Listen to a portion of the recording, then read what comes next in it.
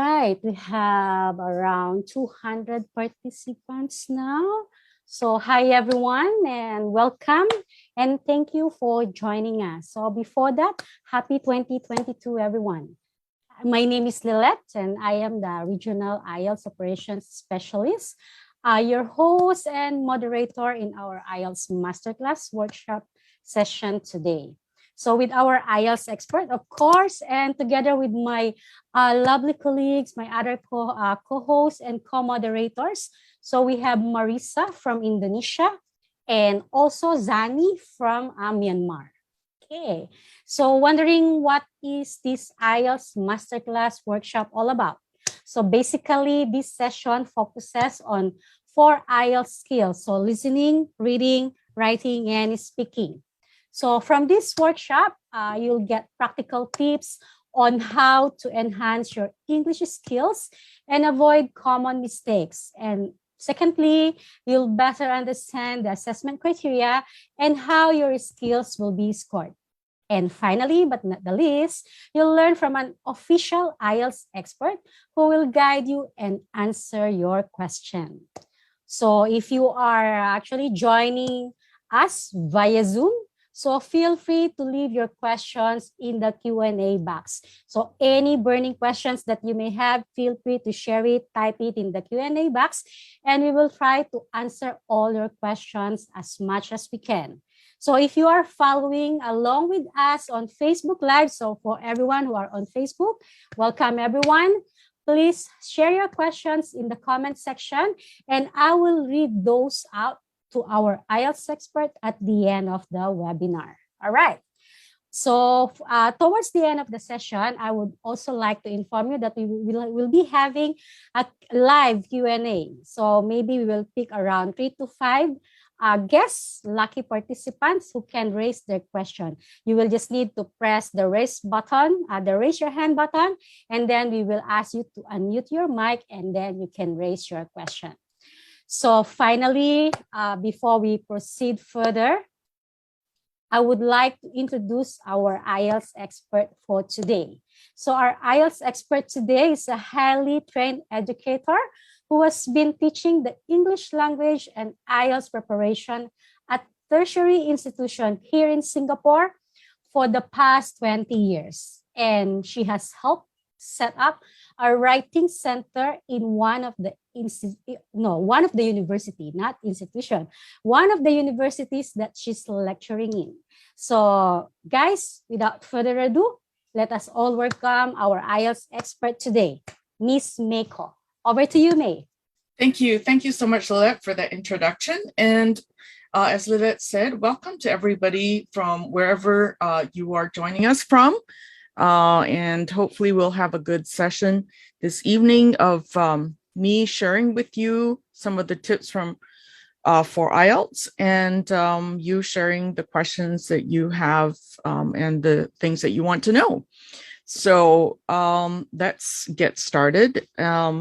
So thank you for joining us tonight and let's go. And I'm happy to answer your questions if there are things that I can answer throughout the webinar, but if you really want to have more questions, you can wait till the Q&A toward the end. Okay, so we'll do our best there and we'll see how it goes. All right, so in this workshop, as Liz said, we hope that you will be able to gain some practical tips. You will know how you'll be scored so that you can be targeted in your practice. And also to avoid costly mistakes that other people have done that you don't have to do. So we're going to share that with you. All right. So again, the questions, you can put it in the chat or the official Q&A, and whatever can be answered will be answered. And there might be, Lilette, maybe some live polling toward the end. So just keep your eyes open for that. Okay. You also would have been issued maybe a soft copy of the masterclass pack that we see here on the screen. It's in a PDF format and you can follow along there. We won't go through that, but there are a couple of, there's some good examples in here, but there are criteria for the writing, I believe, and for the speaking toward the end, so you can work on those or have a look at it when I refer to it. Okay. All right, so here, let's talk about some of the aims that you should have when you're trying to prepare. But basically, we encourage you to improve your English every day, right?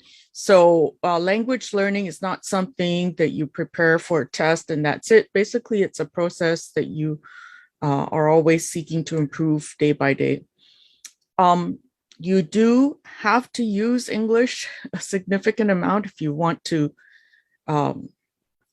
be fluent enough to do well in the test, rather than just do practice tests, right?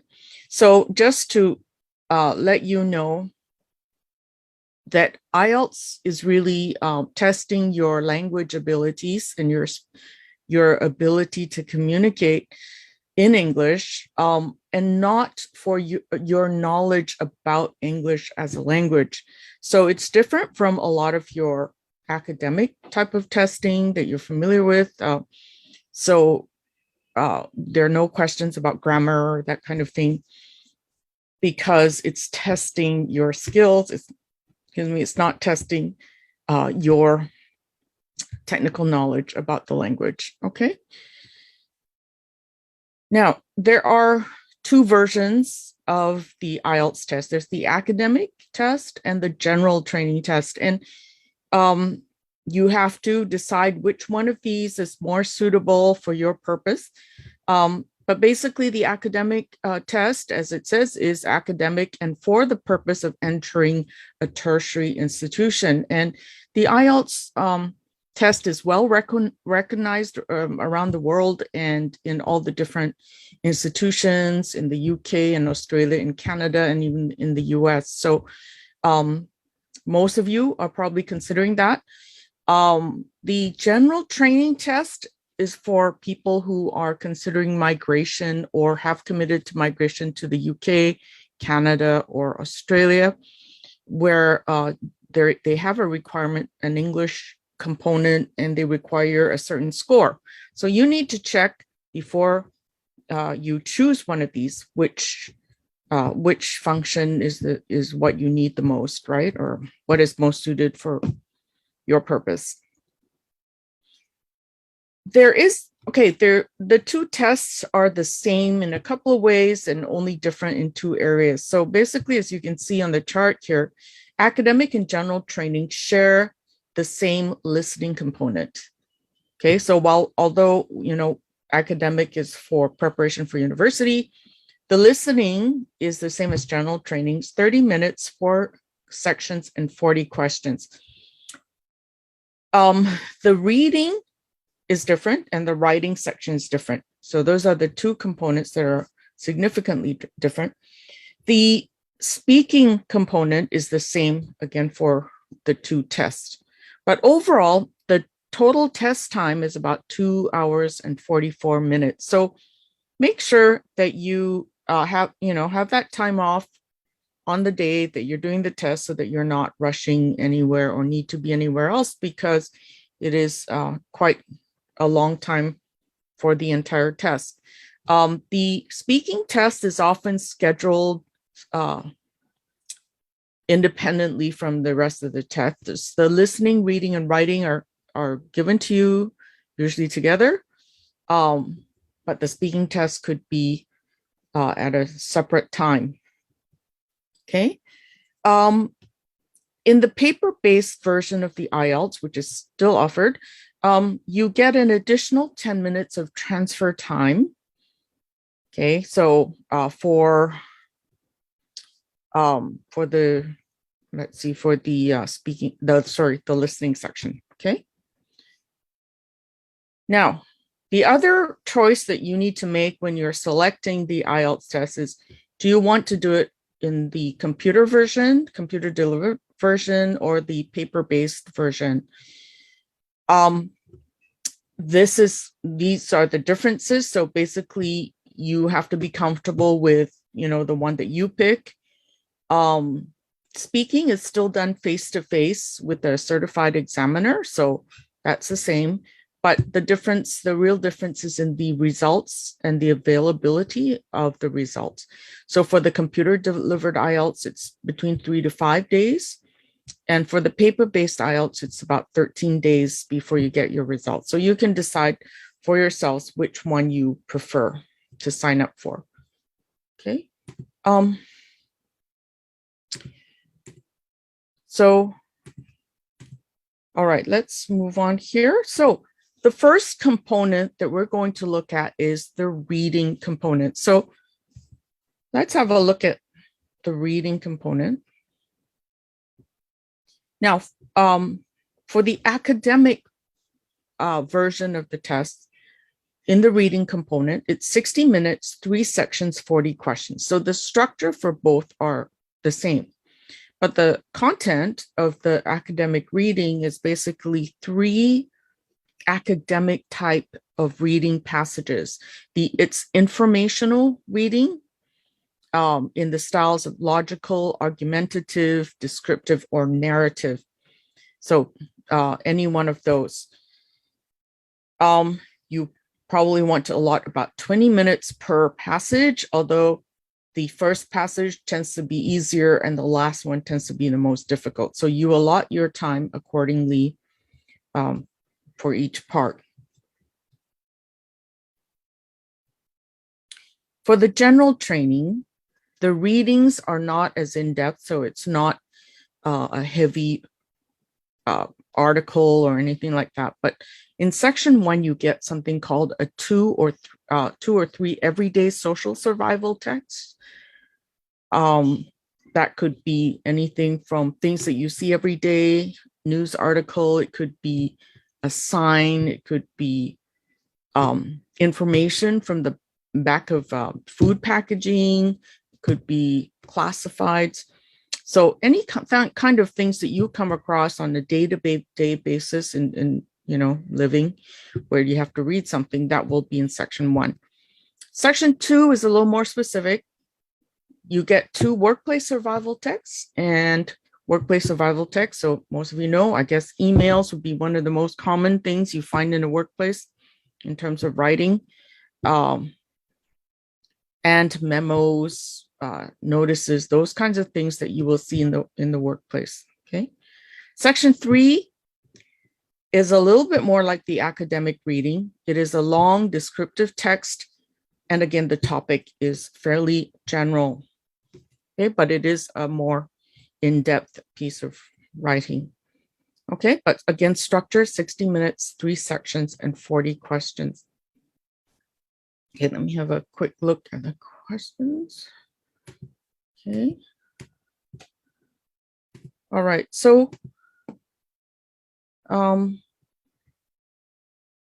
all right, let's look here.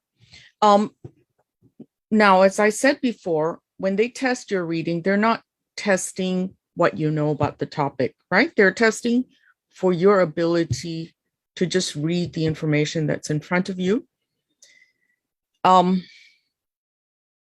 We need these 3 skills here when we read. So this is something that there'll be, that hopefully you will be able to focus on to improve your reading skills. We have something called skimming.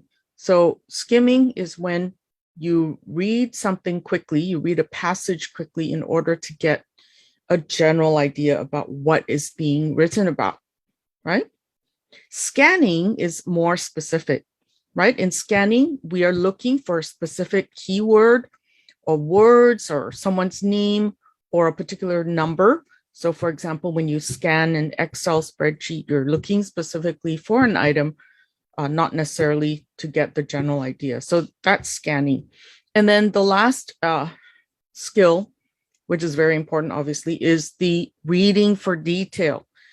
You have to, after you do your skimming and scanning, you still need to read a little more deeply for the details of the information. And the reading for detail part is important for you, for the reading component in general. You need to make sure that the info you understand correctly. Okay. All right. So you can see from here that there are a variety of question types. Okay. So you can get a range of question types here. There's multiple choice, as usual in most tests. They have something called identifying information or identifying writer's views. So basically they'll give you, they'll ask you, okay, they'll give you the information and then say, is this information in the text? Then you'll say, is it true? Is it false? Is it not given? Or they might say, this is the writer's view? Yes, no, or not given.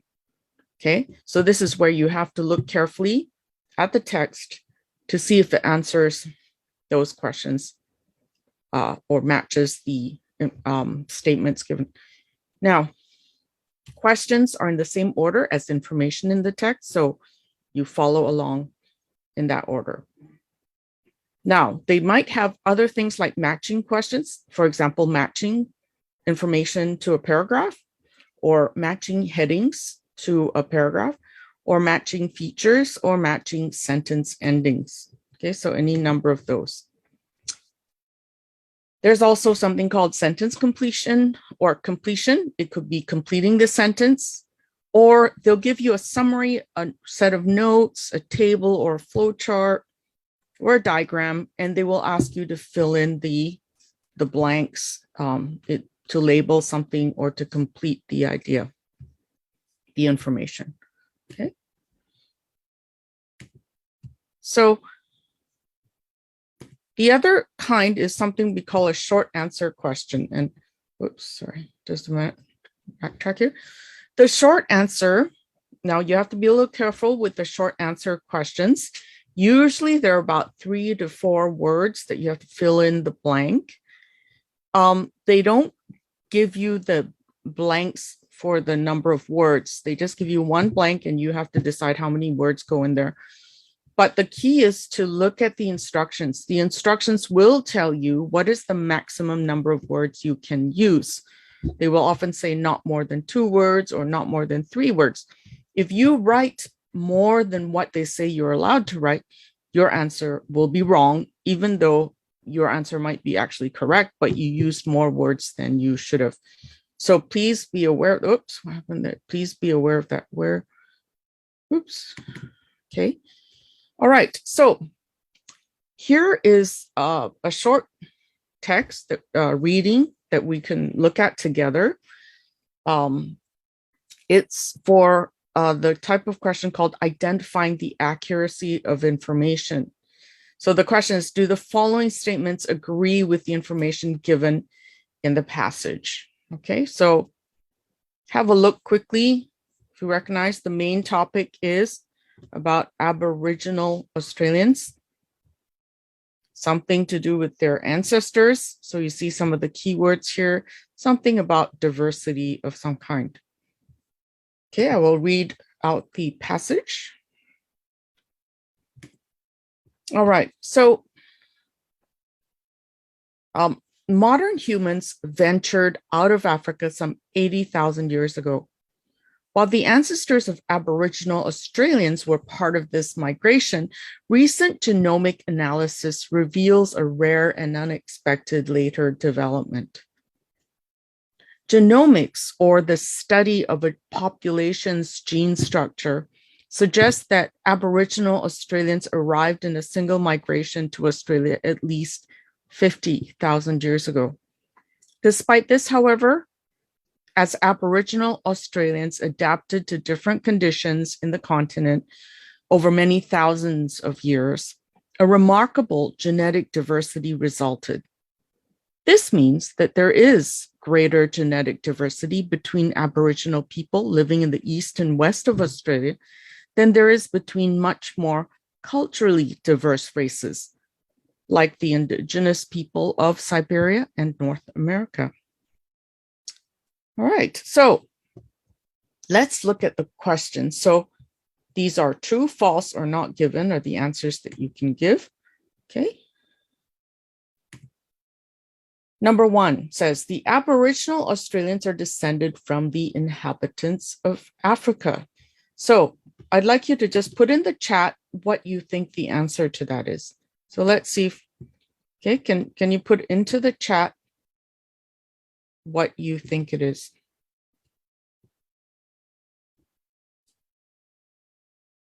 Okay, most of you say true. Okay. All right, so thank you. The majority of you, thank you for your responses, but the majority of you say that it's number 1 is true. So let's have a look. All right, number 1, the answer is found here. It's found in the first sentence. Modern humans ventured out of Africa some 80,000 years ago, while the ancestors of Aboriginal Australians were part of this migration. So Aboriginal Australians were part of this migration. So true. Okay, they are descended from the inhabitants of Africa. Sorry, just let me get rid of that. Okay, so the answer to number 1 is true. Oh, well, I've just gone ahead to show you the answer to number 2, but what is the answer for number 2? Number 2 is false, correct. Most of you said false, so you're correct, because it is not 80,000 years ago, but 50,000 years ago is what they gave us a number here. Okay. Number 3, any answers here for number 3? Okay, the majority of you say not given. Good. So you are correct that it talks about greater genetic diversity, but it does not say they are the most diverse. So this number 3 is not given. Okay. So anyway, this gives you an idea a little bit about the kind of question that you might get. So what do you need to look out for? Synonyms, right? So settled in Australia means the same thing as arrived in a single migration to Australia. And watch out for what we call distractors. In tests, distractors are things that the test designers put in to trip you up or confuse you, right? So you need to make sure you clarify. So genetic diversity is not the same as culturally diverse, right? So make sure you know that, okay? So, all right, so let's recap here what we need to do for the reading component. But basically, you need to read the questions first and then skim the text and underline the key words that will help you. Note the number of words allowed in your answer. This is very, very important because it would be a shame for you to put the correct answer only to not be given credit for it because you have gone over the word limit, okay? Don't worry about words you don't know. Unusual words will be explained within the text. If the word isn't explained, it isn't important, right? Most of the words you can figure out through the context, right? So if you're a good reader, you will take in the sentence, the rest of the sentence and the context in order to understand what the new words are, right? But they won't give you words that are so difficult that, okay, you won't know what, you won't be able to figure out what it is. Don't waste time on any one question that you're having trouble with. And this is generally true of any test that you do, right? Is that you don't want to spend too much time on one question and then find yourself short of time for the remainder of the questions, and then you can't finish, which is never a good thing. So, all right, so move on. If you're really stuck on something, move on, answer the question to the best of your ability and move on, okay? In IELTS, the good news is you get 1 mark for each right answer. There is no penalty for wrong answers, okay? Whereas in other tests, they will give you negative marks. So IELTS doesn't do that. So, okay, any questions about the reading component?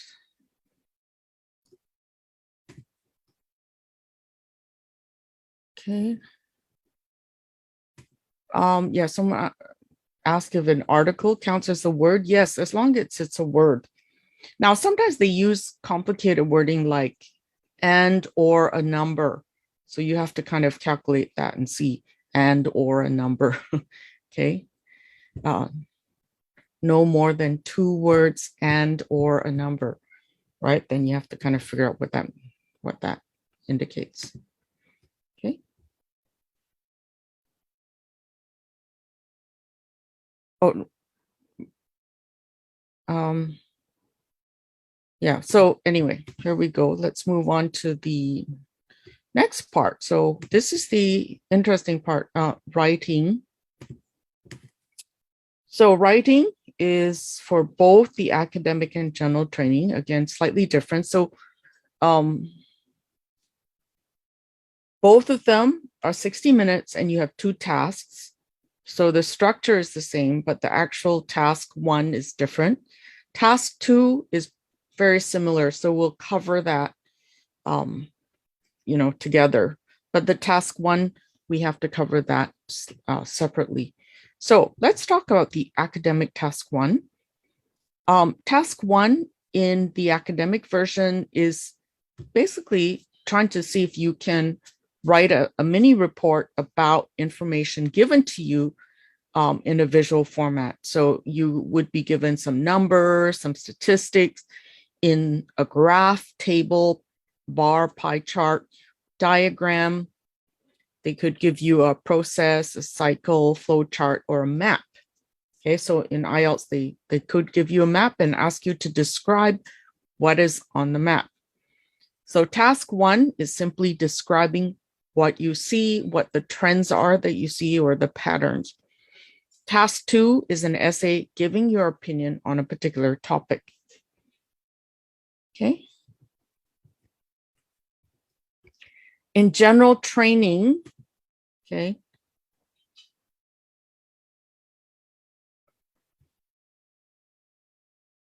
someone was asking for the reading. Is that Ferlin, right? About the difference between false and not given. So basically false, referring to the reading, false means that the passage gives evidence that whatever the statement they give you is false. Not given means that there's nothing in the passage that can tell you whether it's true or false. So there's no additional information in the passage. So for the reading, you really have to stick closely to what the passage says. Okay, so I hope that helps. Is that Ferlin? Thank you for your question. Okay. All right, sorry, back to the writing. So basically task 1 in general training is to write a letter. Can you write a letter? So for the academic one, can you write a report? General training, can you write a letter? So you basically have to determine, is the letter formal or informal, and then write your letter. They will give you a scenario and you have to follow it closely. Okay. The task 2 is similar to the academic task 2, which is write an essay giving your opinion. Okay.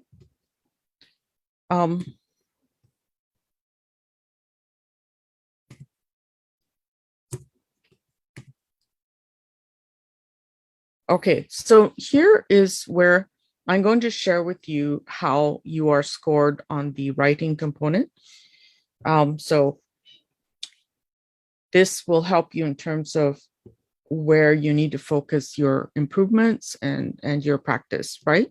So basically there are 4 skills, right, that they are scoring you on in terms of your writing. There's the task achievement and response, coherence and cohesion, which is the second one, lexical resource, and something called grammatical range and accuracy.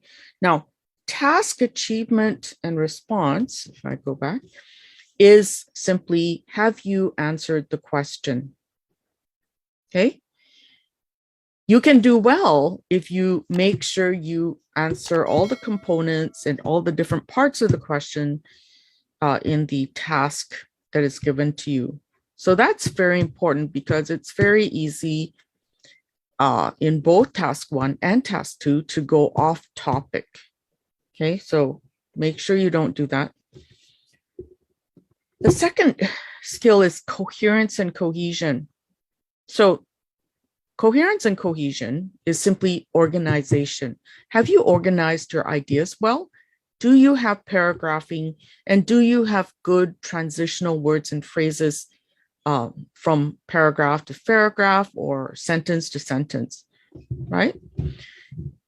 How well do your ideas hold together? When a person reads it, does it make sense? So coherence means, making sense. So does it make sense to people? And is everything organized well? Lexical resource is just a fancy word for vocabulary. So are you using a high level of vocabulary, especially for the academic, in the academic test?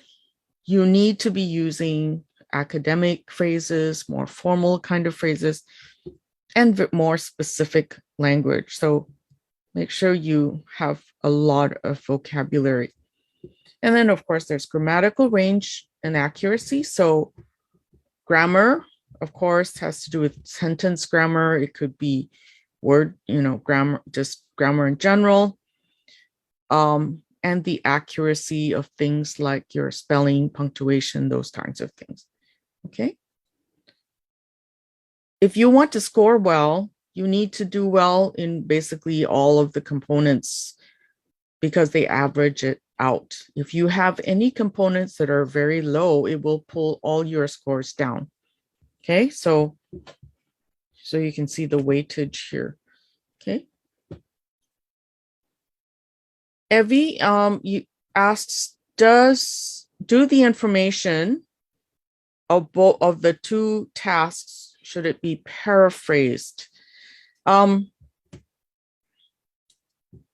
So you need to paraphrase the question that is given to you in both tasks. You cannot copy a question word for word in your answer.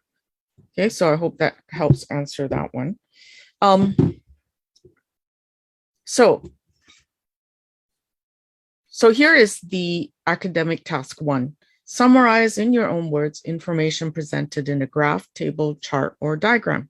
So basically putting visuals into words. Now, what you need to know is in task 1, for both academic and general training, you have to write at least 150 words in about 20 minutes. Why do you have to do this in 20 minutes? So the minimum number of words for task 1 is 150 words. So this is a minimum. You have to do well above that, right? You don't want to be at the borderline, 151, 152, something like that, right? Give yourself a buffer, as we say. You need to do it in no more than 20 minutes because you only have 60 minutes for the overall, for this and the task 2. So you don't want to, be short on time for the essay because the essay is longer. You have to write 250 words. Okay, and it's also worth more. So that's important to factor in. Okay, so this is an example of a kind of task 1 for the academic. They will give you one chart, one graph, sometimes 2 different kinds of information, and you have to compare and contrast each one. Okay, so for example, this here says the chart showed the number of Japanese tourists traveling abroad between 1985 and 1995 and Australia's share of the Japanese tourist market. Now, this is their statement, okay? Summarize the information by selecting and reporting the main features and make comparisons where relevant. Pick the main features, make comparisons where relevant. So, you want to highlight things like where it increases, where it decreases, where the big changes are. So you can see that in these graphs where the lows and the peaks and so on, right? So those are the parts that you need to emphasize. But you also do need to mention the kind of numbers. So if you write the numbers, you can use numbers, but you have to say is, this one's in millions. This is number of people in millions, okay? This one is the percentage of Japanese people visiting Australia. So this is a percentage. This is not individuals, right? This one is millions of individuals. Okay, so just make sure you know that. And also you see that the overall trend here is that the number of Japanese tourists traveling abroad has been increasing in the past 10 years from 85 to 95. And Australia's share of the Japanese tourist market has also been going up, however, not steeply, but more gradually, right? So let's have a look. What you need to do, whether it's task 1 or task 2, you must always have an introduction and a conclusion. You need to highlight key features with figures. So if you highlight the highest, the lowest, and so on, you need to give actual numbers. And you need to write an overview. Okay, the overview is like a thesis statement for those of you who have studied academic writing. You need to give a statement that is kind of describing the overall patterns of both graphics that you see, or as many graphics as they give to you. So here's a sample introduction that, right? The chart and graph compare the number of Japanese who spent their holidays overseas from 1985 to 1995 with the proportion of them who visited Australia.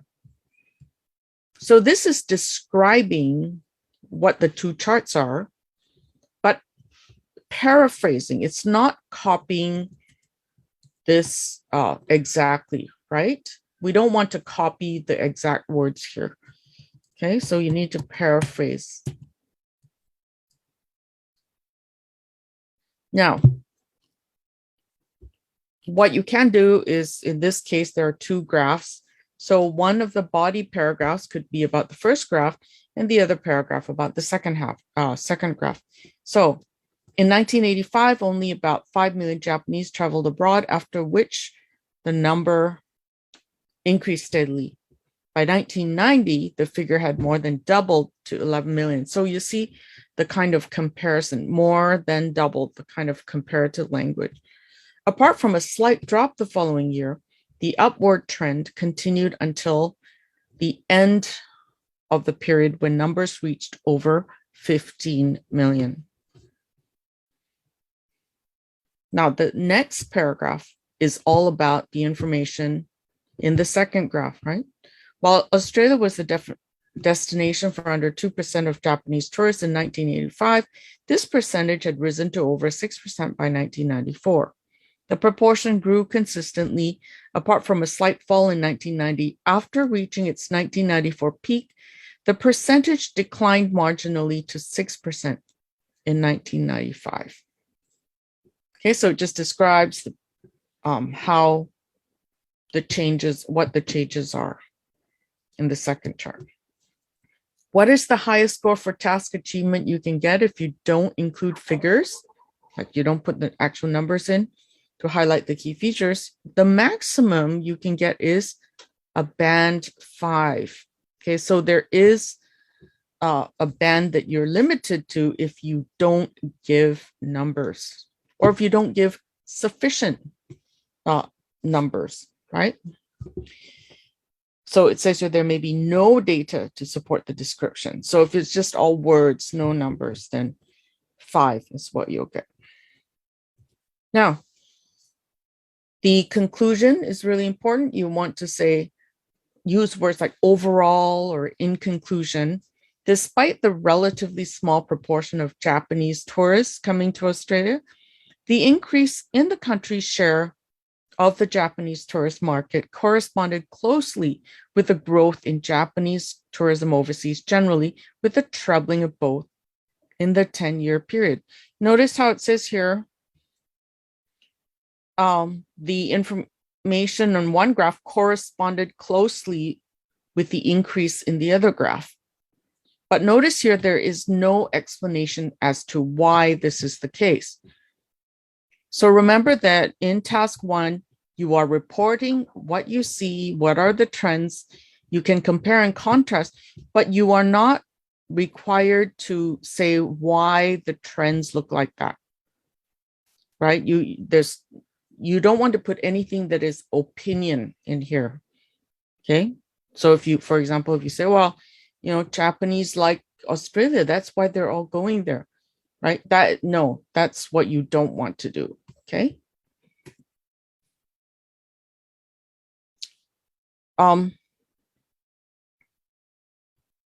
So someone asked if writing 200 to 250 words in task 1 is going to affect your score. Basically, you have only 20 minutes, right?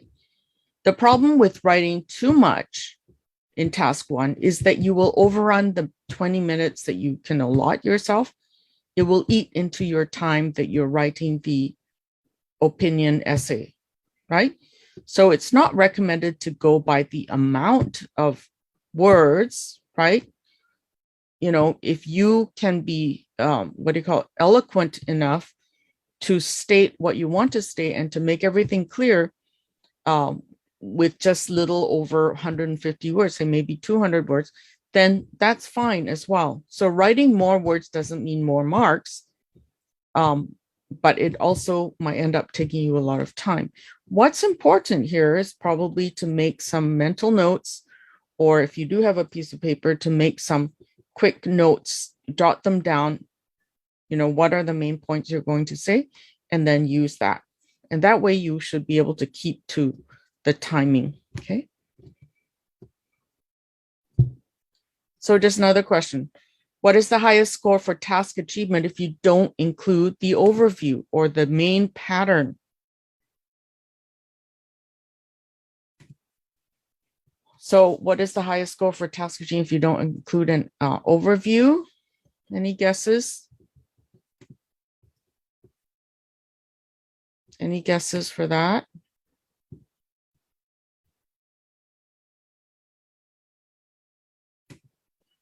The overview may be written in the introduction and also written in the conclusion, either way, but it must be there somewhere, okay? 5.5. The answer is 5. If you say, well, in this year, it was 80%. In the next year, it was 75%. In the next year, it was, so if you're just listing a bunch of things mechanically and you don't compare the main patterns or trends, then, and say it, right? Then the maximum you can get is a 5 for task, basically task achievement, okay? Yes, the overview is absolutely essential, okay? No overview, 5 is the maximum.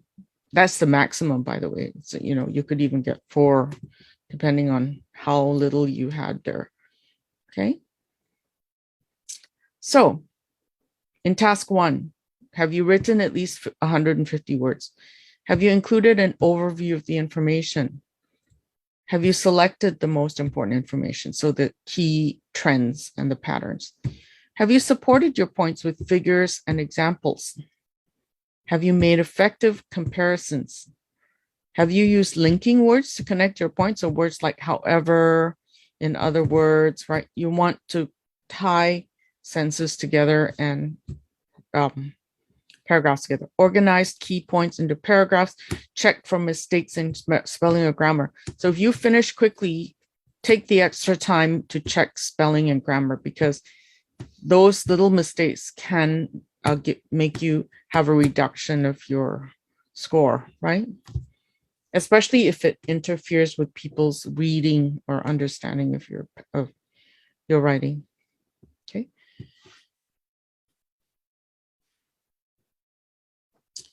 If you are under length, like under 150 words, right, you will be deducted band scores. And the deduction, there's a variety of deduction. It could be 1 band score, it could be 2 band score, depending on how little you have, right? If you only wrote like 1 word or something, then that might be a major problem. So just to recap, so avoid making these mistakes. You know, it's common that people write the description, but forget to put the numbers in. So don't do that. All right. So we're just telling you, because let you know ahead of time.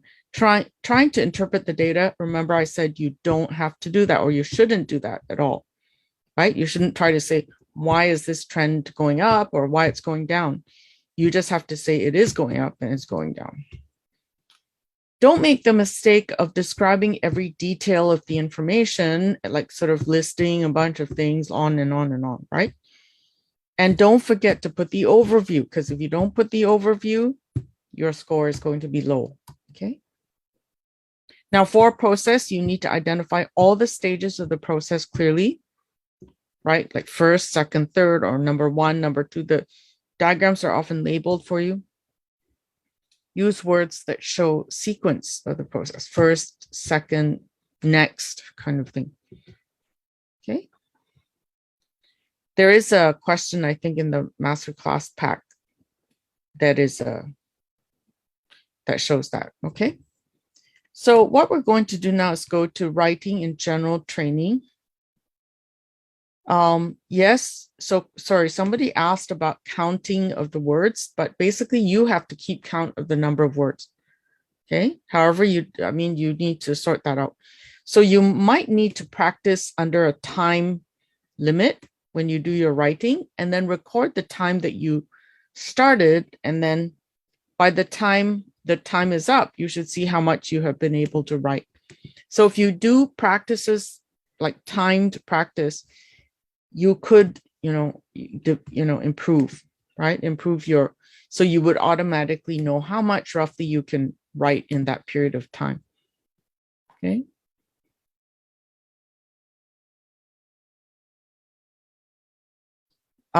Sorry, I'm getting questions that I don't understand here. So someone, okay. So I hope I've answered some of the questions there. Okay. All right, so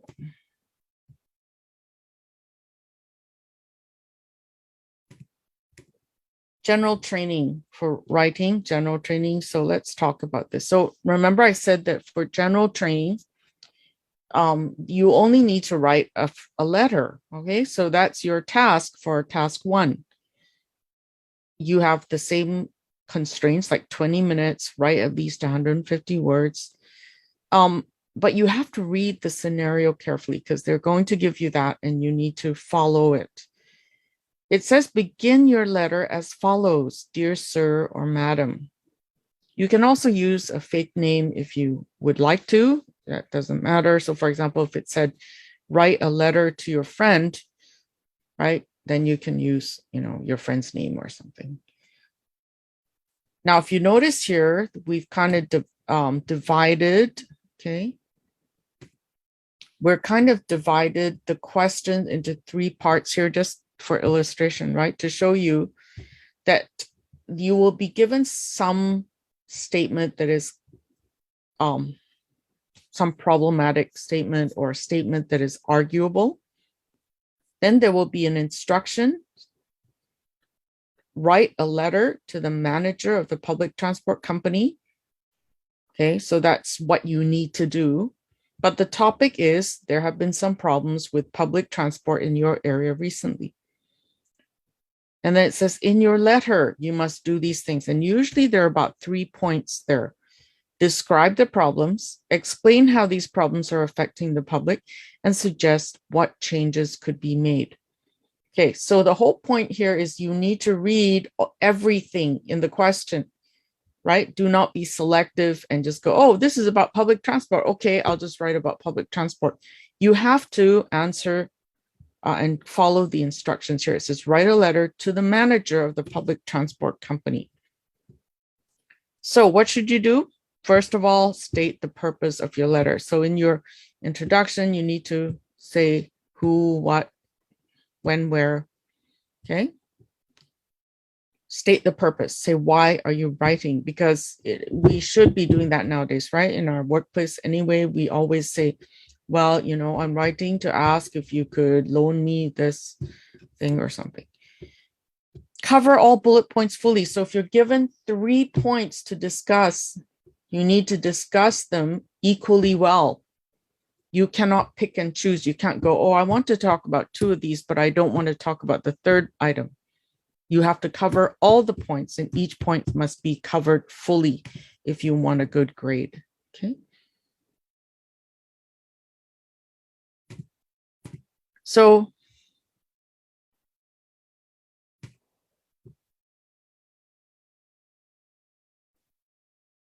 yeah, so some of you are asking quite, long questions. Maybe we can answer that toward the end in the Q&A. So maintain an appropriate tone throughout. So in a letter, it's really, really important that you decide at the beginning, is it an informal letter or a formal letter? Now, most letters, especially in business context, are formal letters. So you have to use the language appropriate to the level of formality. Okay. Here's an example about stating your purpose. For example, dear sir or madam, I write to draw your attention to recent problems with public transport in Newtown. Briefly, the roadworks along Hill Road have led to long delays in bus services. Furthermore, the new weekend bus timetable has dramatically reduced the frequency of buses on Saturday mornings. Okay. So you're just kind of introducing the concerns, etc. Then you need to cover all the bullet points. So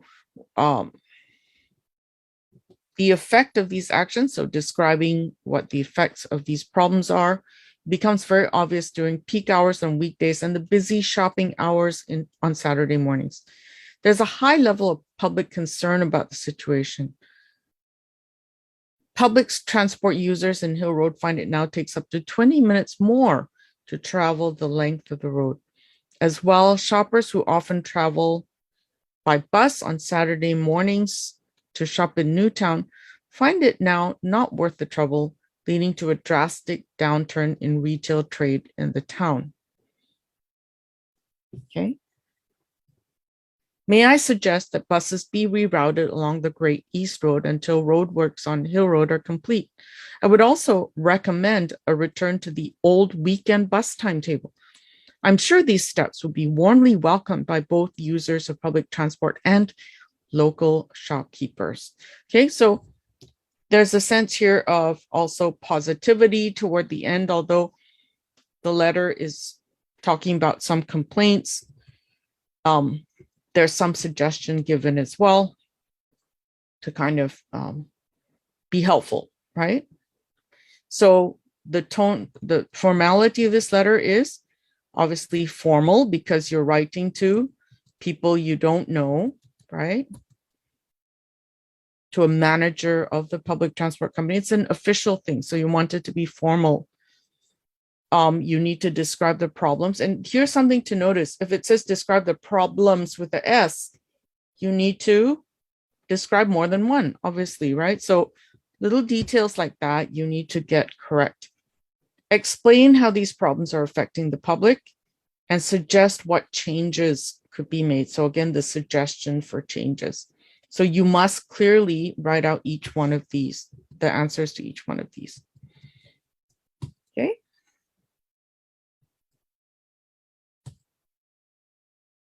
What is the highest score for task achievement if you don't cover all the bullet points in your letter? Band 4. Okay, so if you have 2, but not the 3rd one, right? If you answer to 2, but not the 3rd one, you can get as low as a 4. That's not a good score. So you don't want that, right? Okay. All right, so let's move on. Maintaining appropriate tone means using the right phrases that's going to make the reader feel like it has a level of formality. So what phrases like, dear sir or madam, we use that very formally here. I write to draw your attention to, right? Instead of writing, go, I want you to do this or that. I write to draw your attention to. Furthermore, there's a high level of public concern about this. May I suggest, and I would also recommend, right? So these are very polite phrases, okay?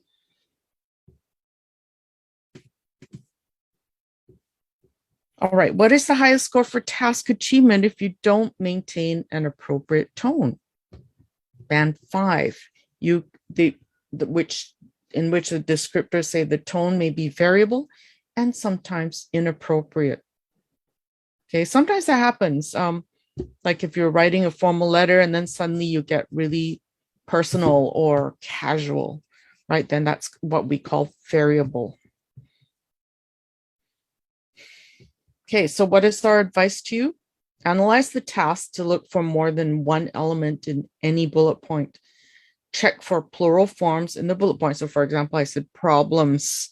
If it's problems with the S, then you should state more than one problem. State the purpose of your letter in the first paragraph. And remember that all letters need paragraphs. Basically, all the writing component has to be in paragraph format, okay? There's no point form. You can't write answers in point form like dot points or 1, 2, 3, 4, right? Politely round off or look to the future, okay?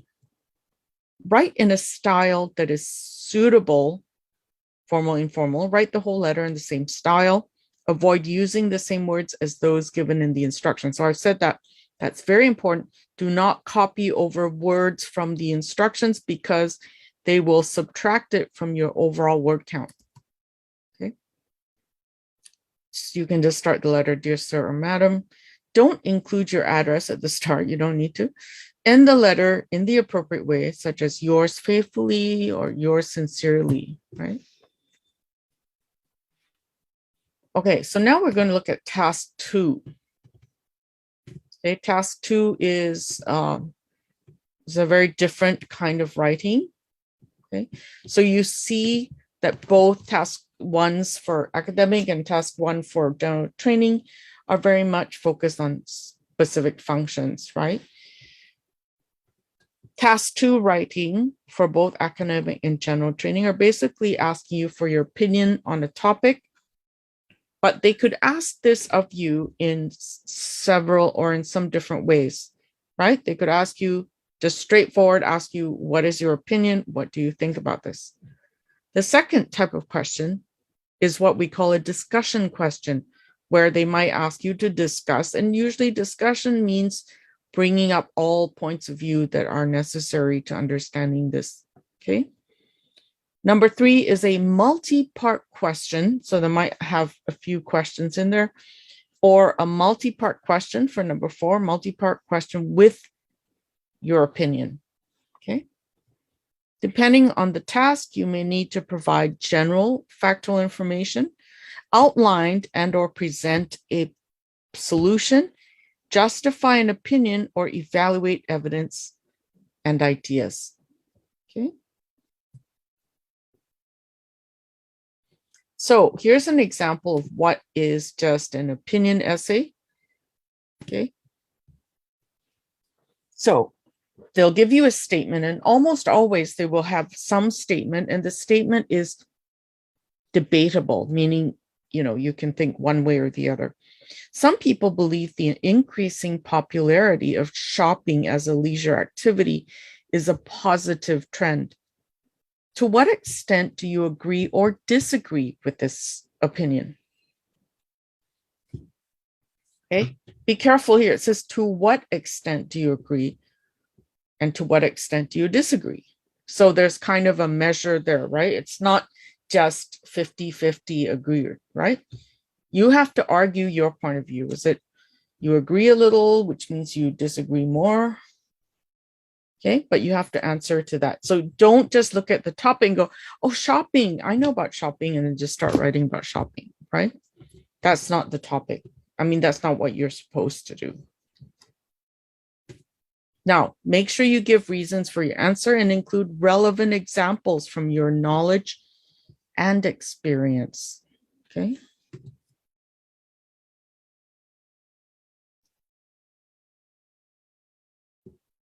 So they might also give you something called a discussion essay.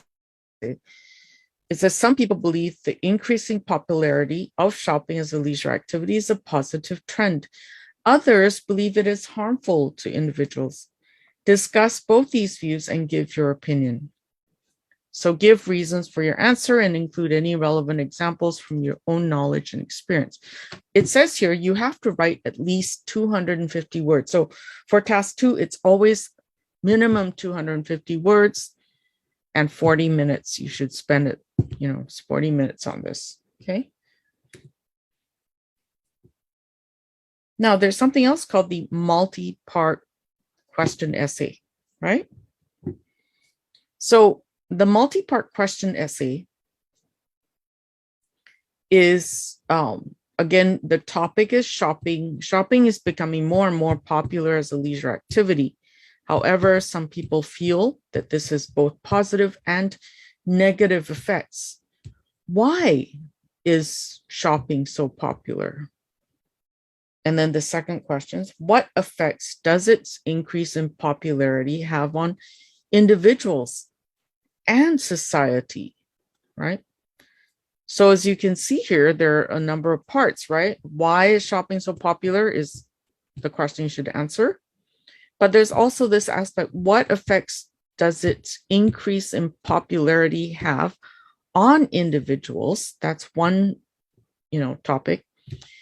And on society. So it's almost like 3 questions. There's one question in the first question. There are almost 2 questions. One is about individuals. The other one is about society. Okay, so just be careful about those things. Okay. Oops, sorry. Now, there's something here called a multi-part essay and opinion, right? So there are problems with increasing popularity of shopping as a leisure activity. What forms do these problems take? That's one. Do the problems outweigh the benefits of shopping as a leisure activity? So basically you have to say, benefits versus negatives, right?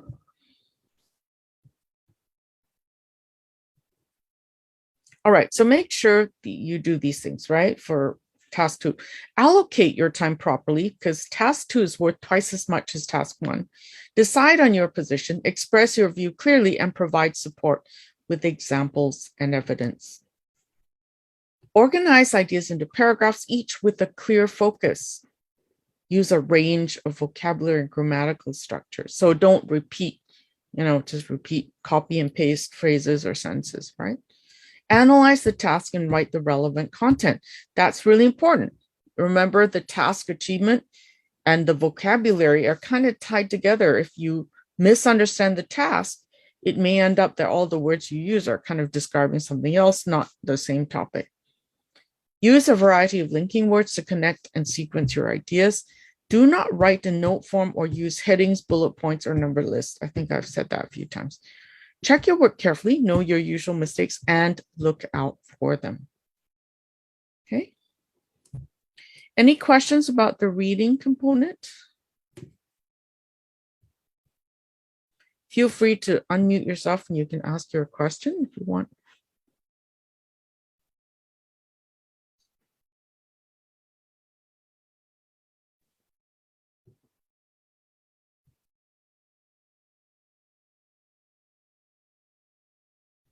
Yeah, I'm not sure why somebody's asking about using parentheses.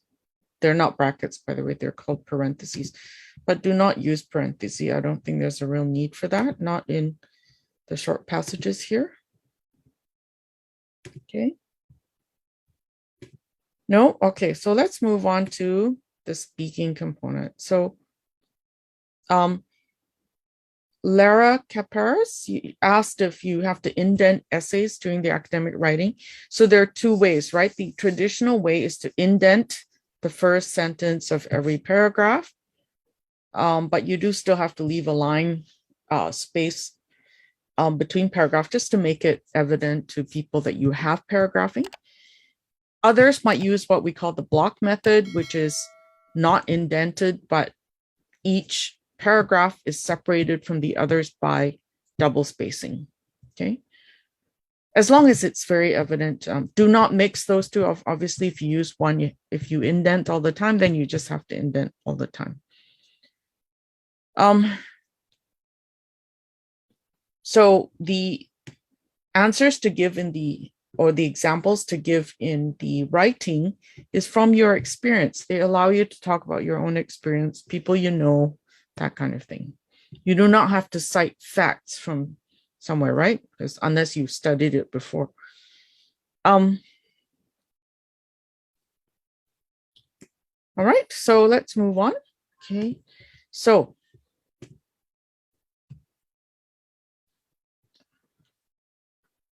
Okay, so in the essay, you must have introduction, body, paragraph, so body 1, body 2, body 3, something like that, and there should be a conclusion. Now, for it to be a complete essay, you must have the introduction at the front and the conclusion at the back, right? So if you don't have enough time or run out of time, oftentimes you sacrifice the conclusion, but then that makes your essay incomplete, right? So be careful that you give yourself enough time to write everything. The key, I guess, is to have an outline, maybe in your head, or just jot it down, as I said before, so that you roughly know what you need to write and you don't ramble. So it helps you to be kind of on task, okay?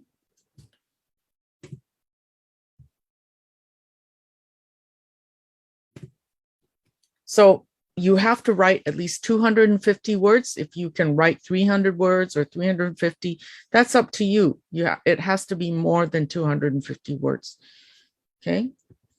They count the words, they don't count your paragraphs, but paragraphing must be there, right? So you should have at least in the task 2, at least a 5-paragraph essay.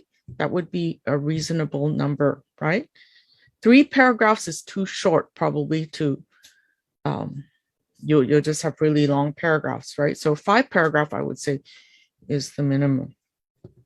So let's move on to the speaking component. So as we can see, in speaking, there's 11 to 14 minutes, and there are 3 parts, okay?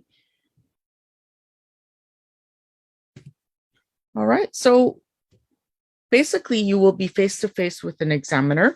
Now, nowadays, there is a video version where you do it online, but you still are speaking to a real person, right? You're not, unlike some other tests out there where they do it, you just record yourself doing something and send it in. This one is face-to-face with someone, so you have to interact with someone.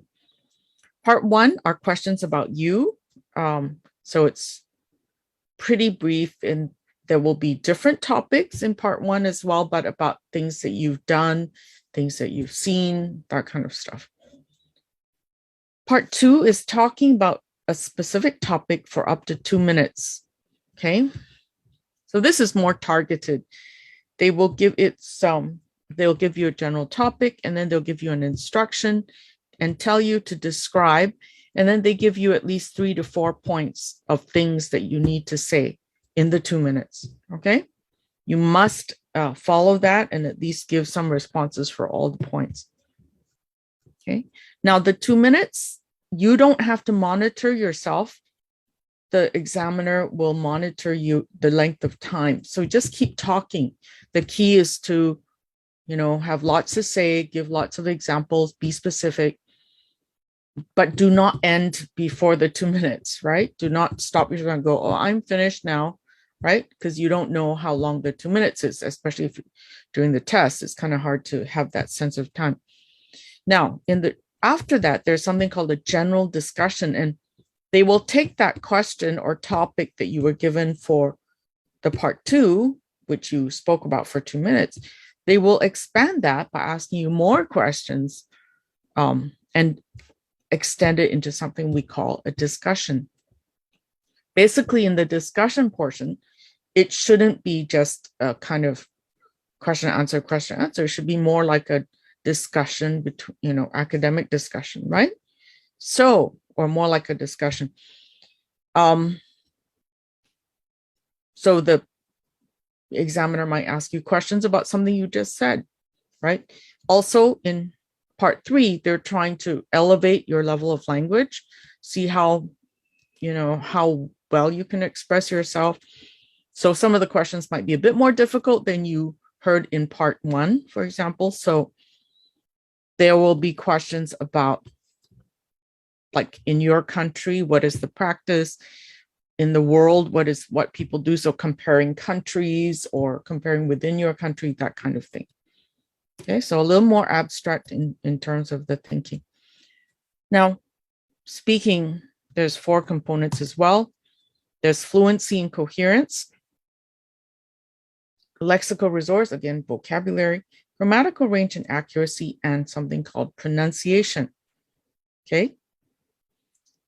Now, fluency and coherence, basically, can you conduct, sort of yourself and express yourself in English for an extended period of time without long pauses in between or long periods of silence, or a lot of repetition, like saying a word and, or using fillers, right? Fillers like, and then, so if you use those kind of things a lot, it's going to affect your fluency and coherence, right? So,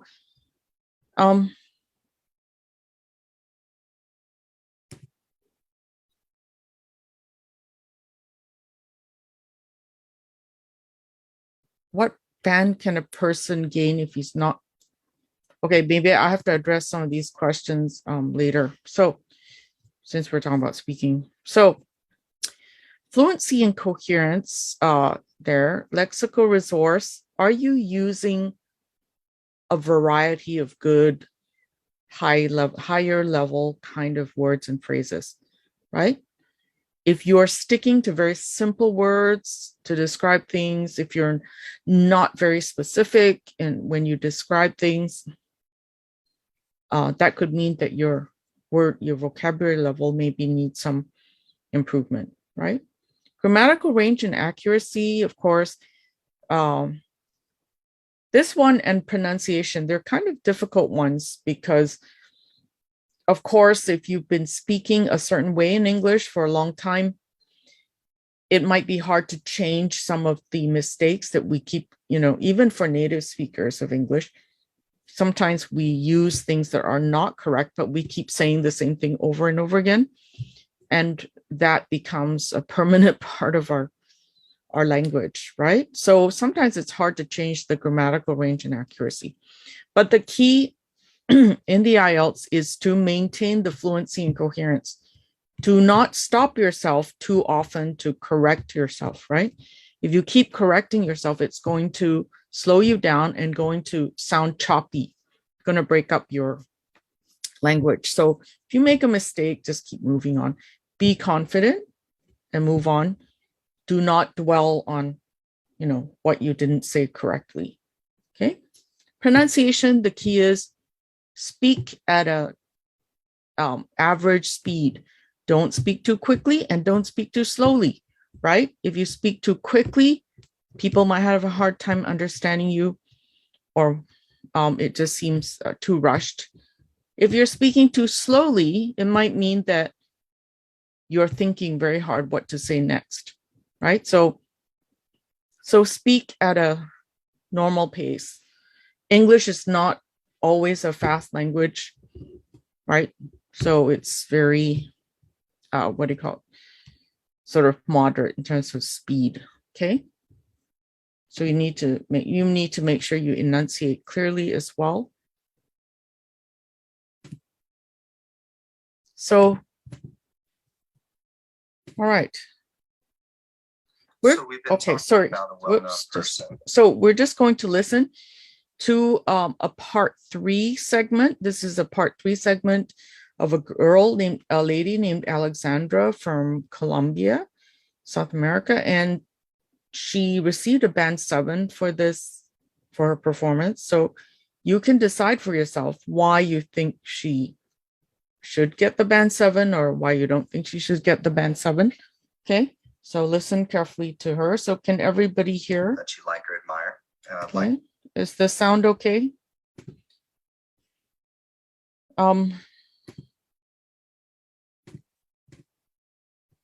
Yep. Okay, great. I will continue that. Okay, so here we go. To discuss with you 1 or 2 more general questions related to this.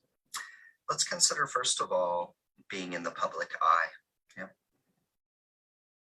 What are some of the advantages and disadvantages of being famous? The advantages are that first that you will get really rich, and the fame actually helps you because you don't have to pay for a lot of stuff. They will give you free dresses and free stays in the hotels, free meals, free everything. So actually you're saving money plus the money that you're earning. And the disadvantages are that being a public eye, you lose your privacy. You will always be in the eye of the paparazzi and the people, and if someone recognizes you, they will take a picture of you, and that's the end of the relaxed evening. So I think that will be a really big disadvantage. Do you think if a celebrity accepts those endorsements, do you think they lose their honesty? I don't think that they will lose their honesty, but maybe it will change them. They will have to accept the environment that they are living into right now. So if they get famous and they are not selling their soul to the devil, I don't think that they are that bad. I think that it's just human, and if they like it, well, better for them. Can you talk about how the media reports on famous people in your country? The reports of the media in my country, they are like having half serious news and half entertainment. So the reports are often, but not that often. They don't have like big news if Shakira gets married or not. It's like a small news, but it gets bigger with the people, not with the media, because people start talking about the news, not the media makes it big. Do you think more time should be spent on current events and political news? I think so, but I think that we also need a rest from the serious stuff, and we also need entertainment. So it will be a balance, because only bad news is not good for anybody. So I think that half and half it will be better. Why do ordinary people find the lives of celebrities so interesting? I think because if they see somebody that's successful and rich failed or getting dumped or in jail, I think that we feel better about ourselves, because we think, okay, we might not be rich, but we are better than them. So I think that's why we like it so much, to see that kind of news. So you think most people want to see that celebrity fail? Maybe, or maybe depends. If you don't like anybody, you will like them fail. But if you really support one person, you will like them to be like really successful. Let's talk about celebrity culture. How does the media use famous people in advertising? In a lot of ways, because if people follows one person, for example, Justin Bieber right now in the Super Bowl, the media will use it and publicists will use him as long as it takes, because if he's famous, the money return will be really high. Do you think people want to buy a product because the celebrity endorses them? It depends of the target, but if it's a smart target, it won't be happen like this. But if it's like a child or teenagers, they will follow anything if their leaders does it. You mentioned Justin Bieber. Are there any negative effects of young people becoming famous? Maybe not for the people that follows the famous people, but I think that it will be really bad for that poor guy. Being famous at that young age, you don't know what is good and what is bad, and they will always turn bad. Thank you very much. This is the end of the speaking test. All right. Sorry, just give me a second.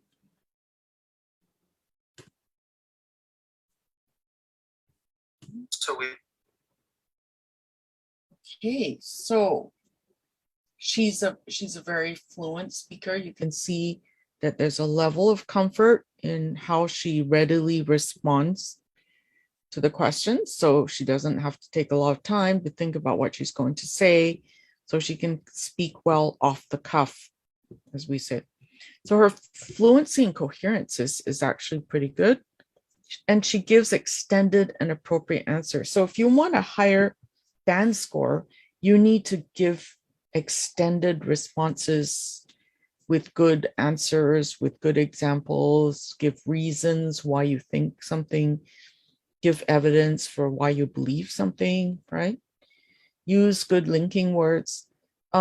She does hesitate slightly, but she's just trying to clarify the ideas. So I think she's pretty good for the fluency and coherence.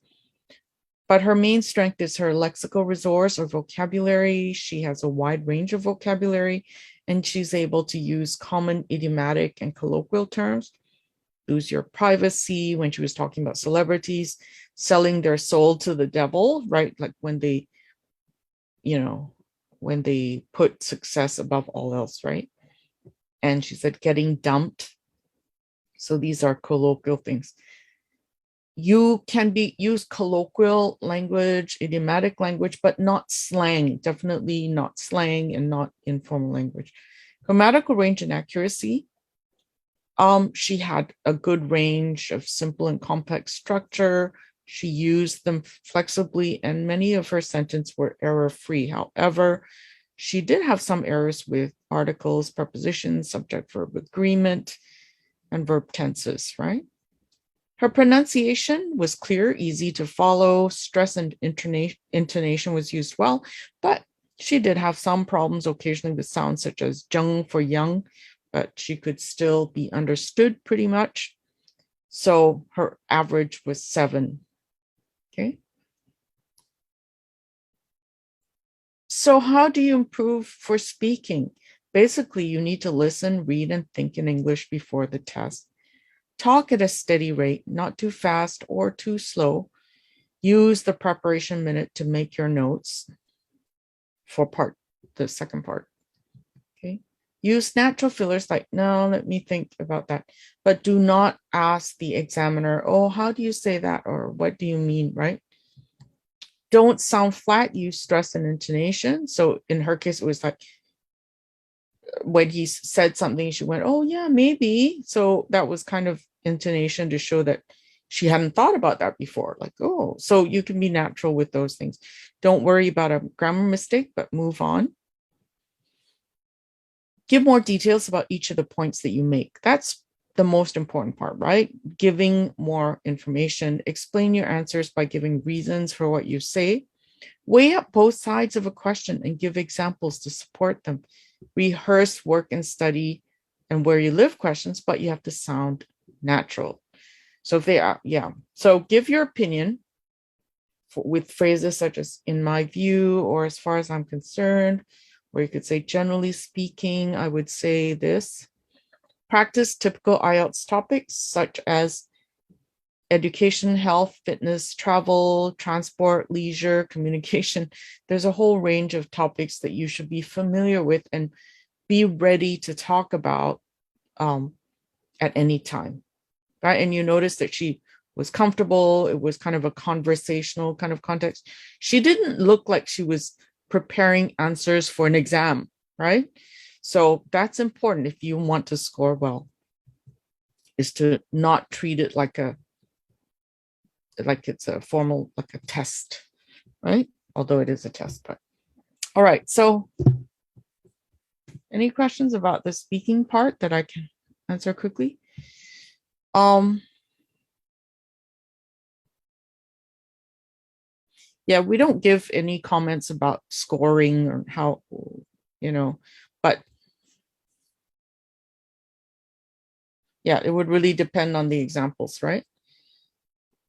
So any words that are slang-like or you should try not to use those, right? Again, I said do not use slang. You can use idiomatic phrases, but not slang. But those of you who are doing academic, you probably want to use more academic kind of language, sound, and sound more academic. Okay.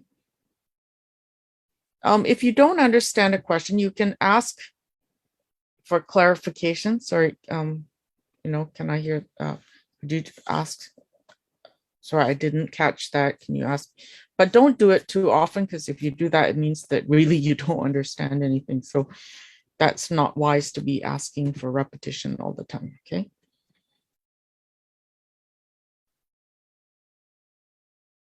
All right, so where are we now? Listening. Okay, so the last component we're going to talk about is listening. 30 minutes, it's very short, 4 sections, 40 questions. Now, you will hear the recording only once. Okay, so that's important because I think for many of us who did our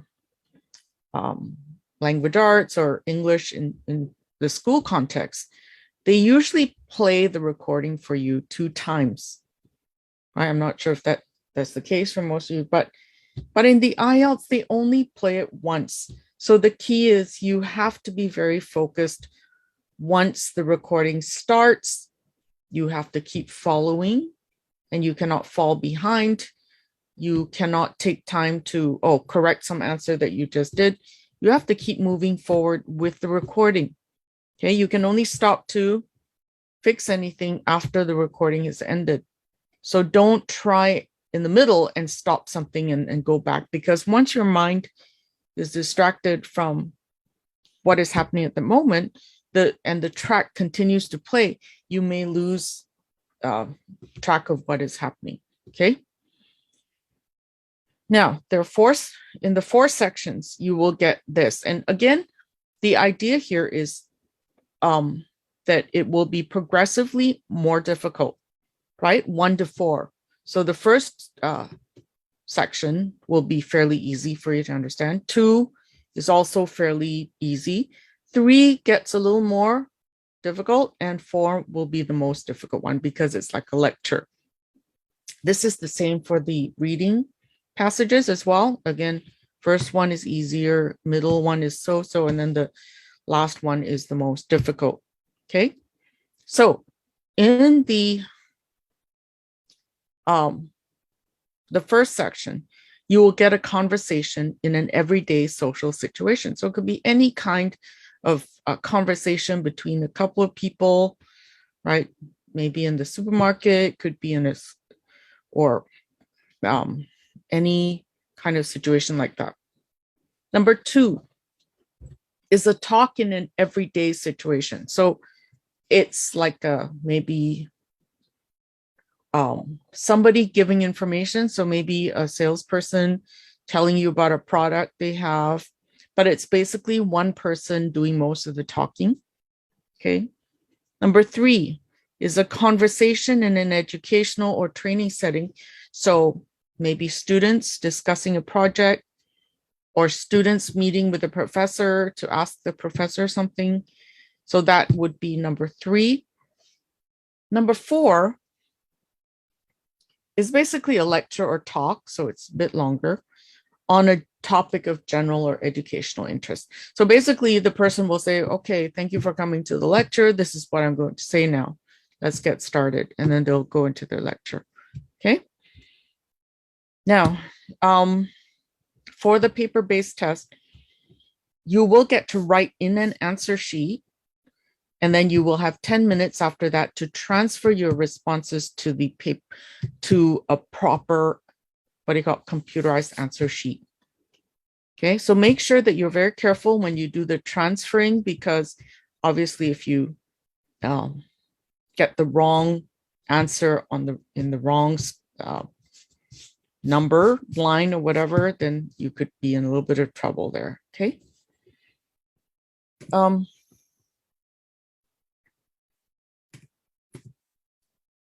right. So what you should do though is you get the questions or the question sheet, right? Just have a quick look at it so that you have a general idea what some of the topics are that are coming up, right? So that you prepare yourself before the listening starts. Okay, do not let yourself be distracted by anything in your environment. You need to focus, because the minute the recording begins, you should only be focused on what's in that recording and nothing else. Okay, so oops. Okay, so here is the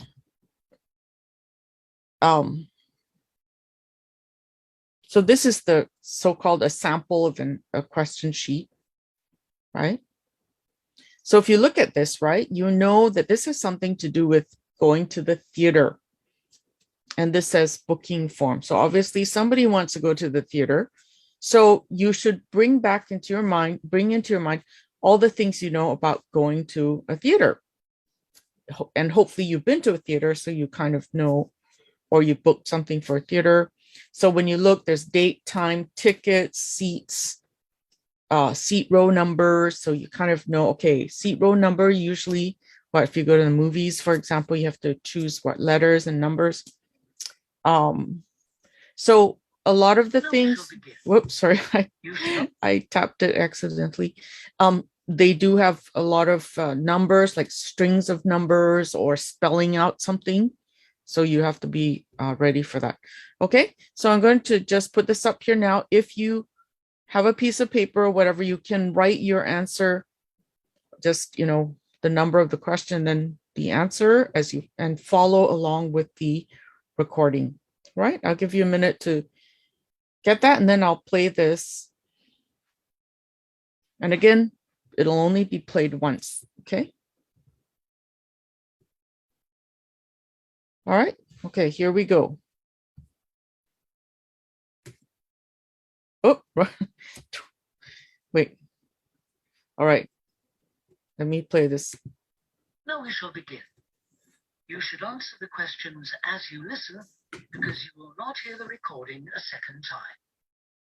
Listen carefully and answer questions 1 to 4. Hello, Theatre Royal Plymouth? Oh, hello. I'd like to make a booking, please. Yes. What is it you want to see? The Imposter. Right.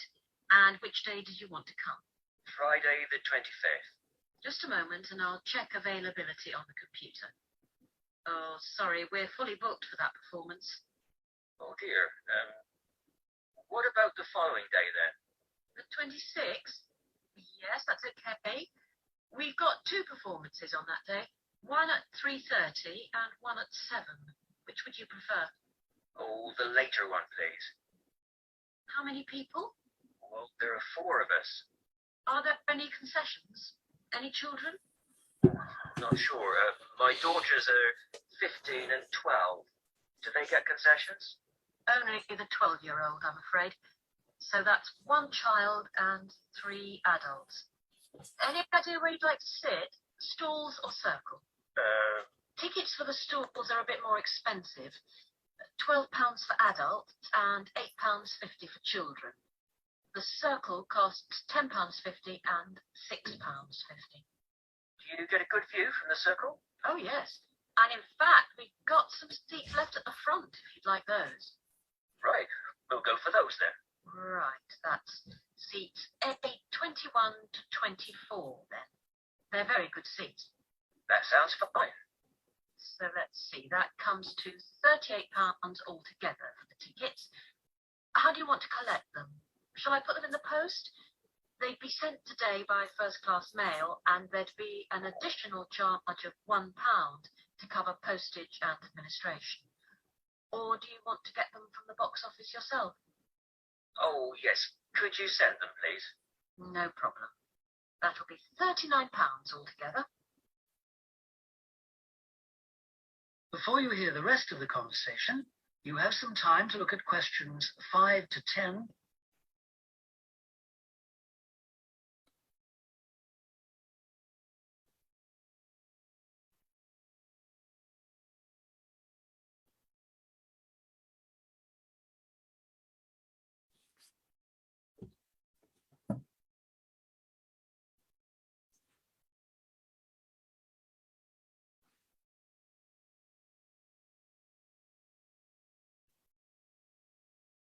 Now listen and answer questions 5 to 10. Could I just take your card details? What kind of card is it? Visa? Switch? MasterCard. Okay. And the number?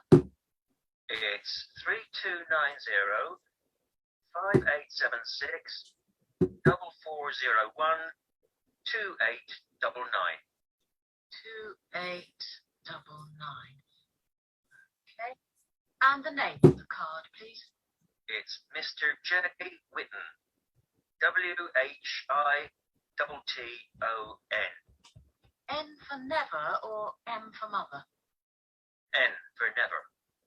Thank you. And now I've nearly finished, but I just need your address and postcode. Yes, it's 42 South Street. Okay. Is that Plymouth? London. And the postcode? It's SW2 5GE. That's fine then. The ticket should be with you tomorrow. Is there anything else I could do for you? Yes, I was wondering if I could get regular information about what's on. Certainly. I can just add your name to our mailing list. Would that be okay? That would be very good. Yes, please.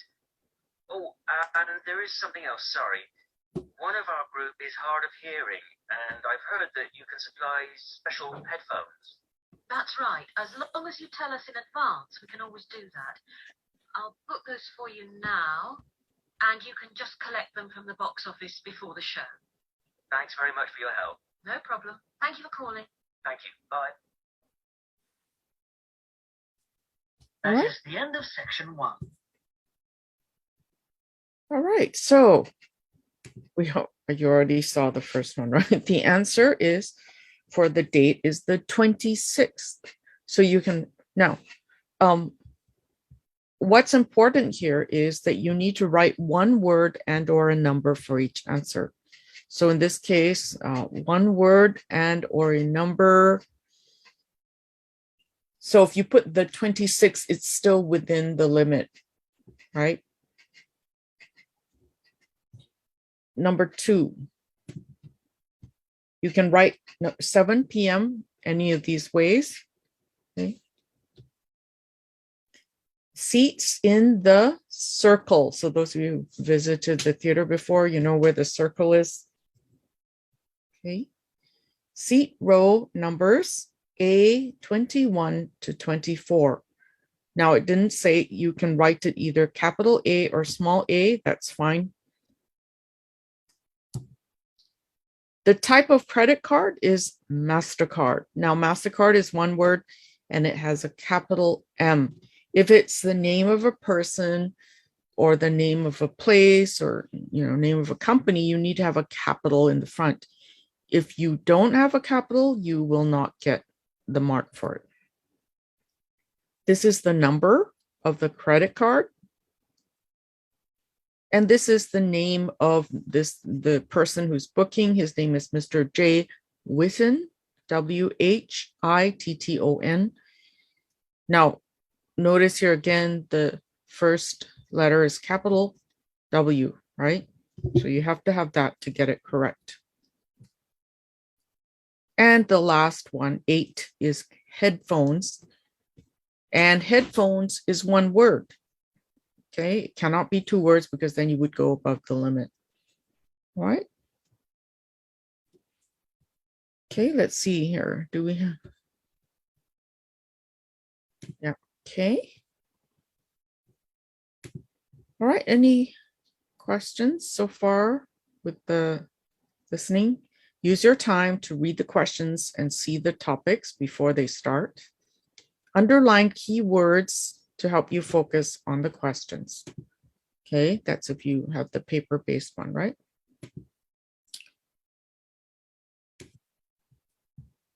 Sorry, just a second. Think of synonyms to help you predict likely content. So again, the same with reading, use the synonyms to help you understand what is happening. Questions follow the recording order, so you can just keep going. So as I said, focus on following the recording. Stick to the word limit. Do not copy across extra words. Also use the intonation that you hear to help you understand what's happening. Okay.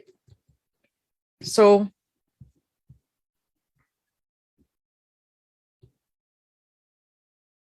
yeah, so let me see here. So in summary, so if there's no questions about listening, make the most of every opportunity to use English. Speak to people in English as much as you can. Set targets for your preparation. Choose academic or general training. Know how you'll be scored. And of course, please note, please note that IELTS preparation courses focus more on test-taking skills rather than your full language skills. So you need to focus on your overall language skills, not just test-taking, right? Test-taking is important, but it's not going to help you be a better English speaker, right? Or English user, okay?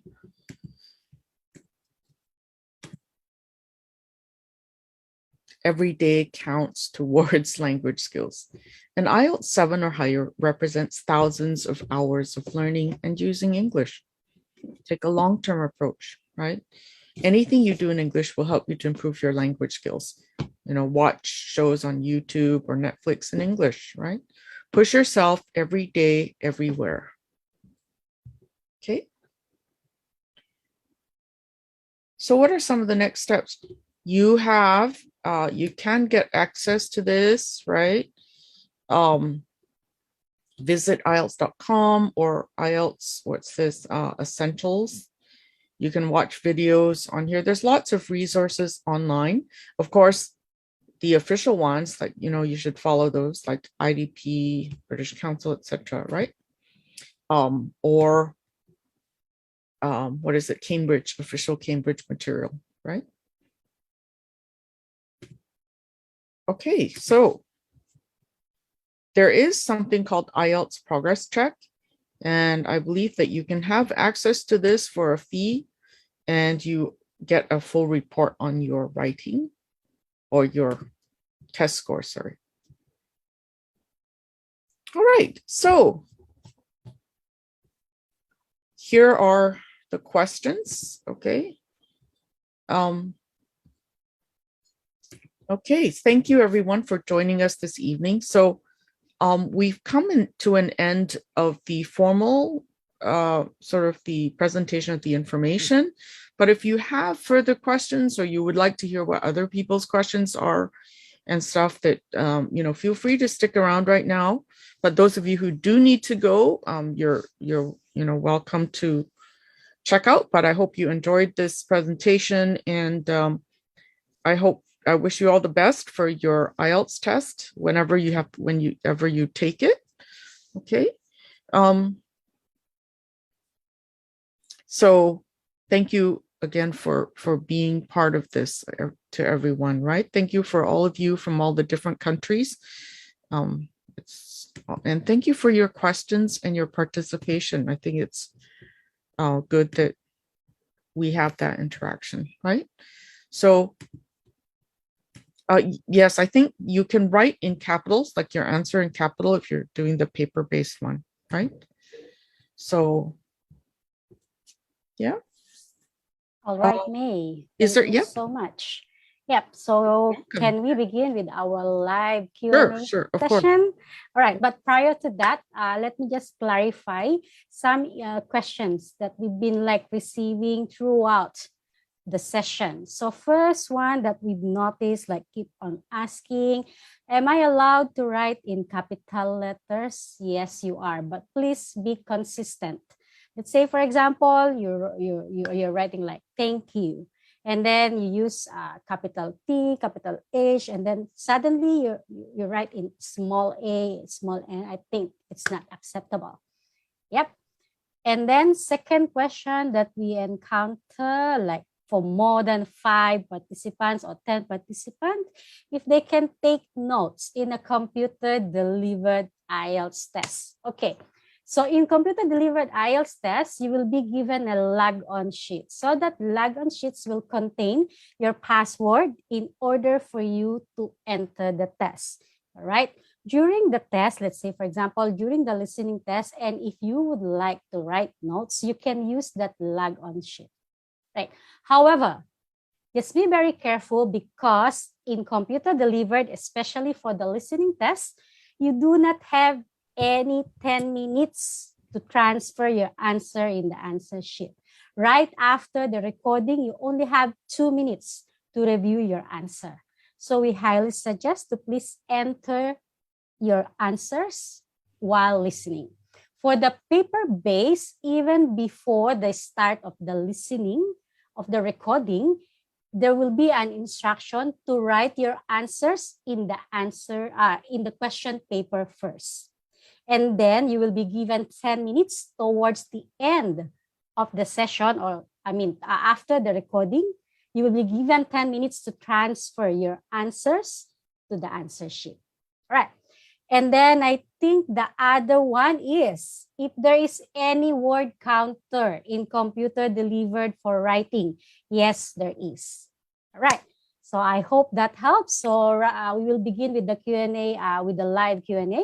So first, can we have Roy Galapon? Please unmute your mic, Roy. I'm sorry. Yes.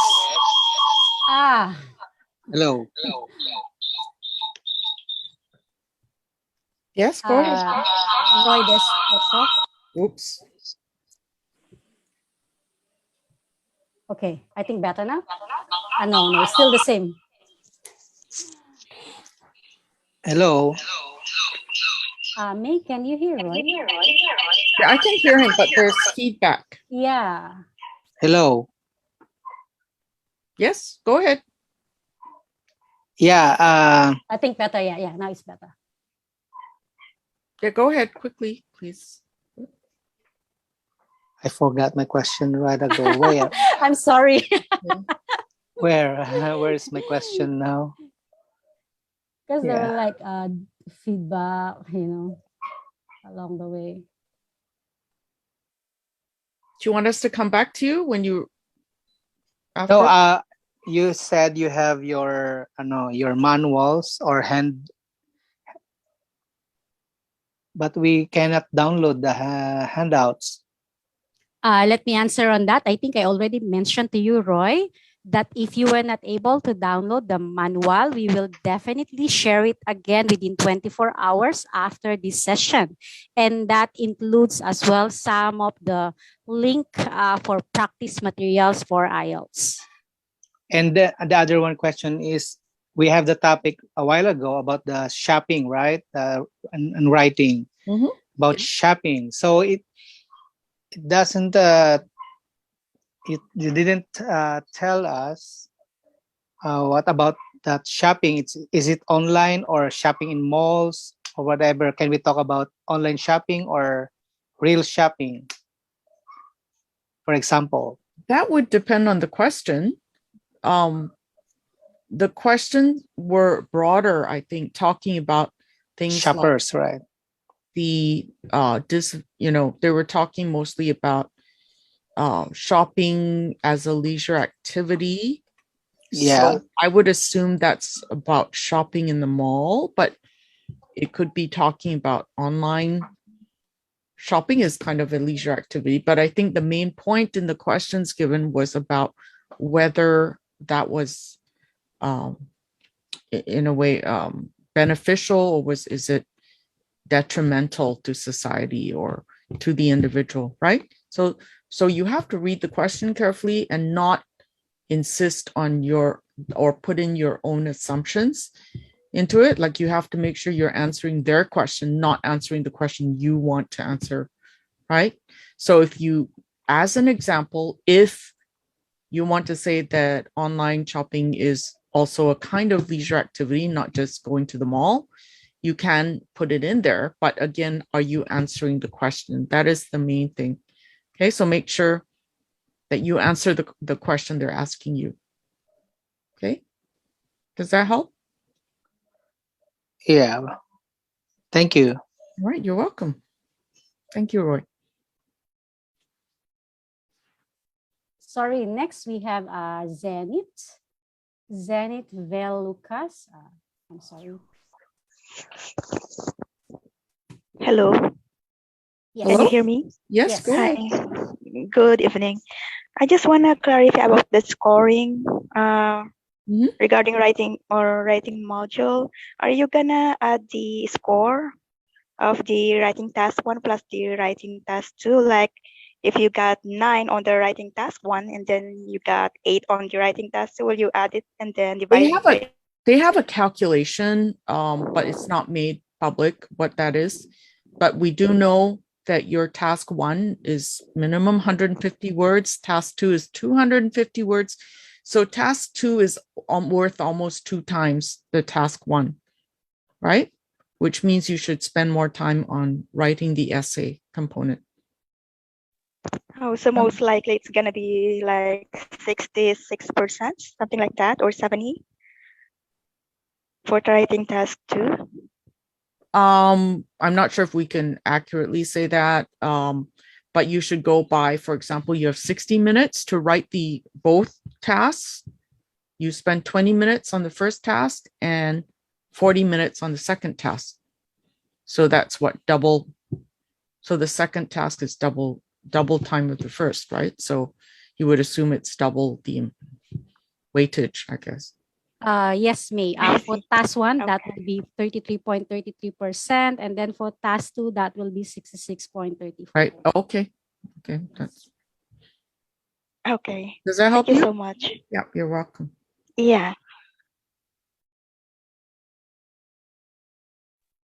Okay, next one, may we have Rizaldi Bulatao. Please unmute your mic. Rizaldi, can you hear me? Actually, I don't have any questions right now. Everything's properly explained. All right. Probably just type something or something or sort of that. I have no questions. Thanks. Thank you, Rizaldi. So may we proceed with Fanny?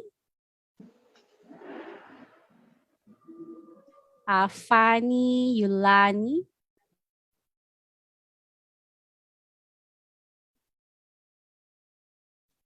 Hi, Fanny. Please unmute your mic.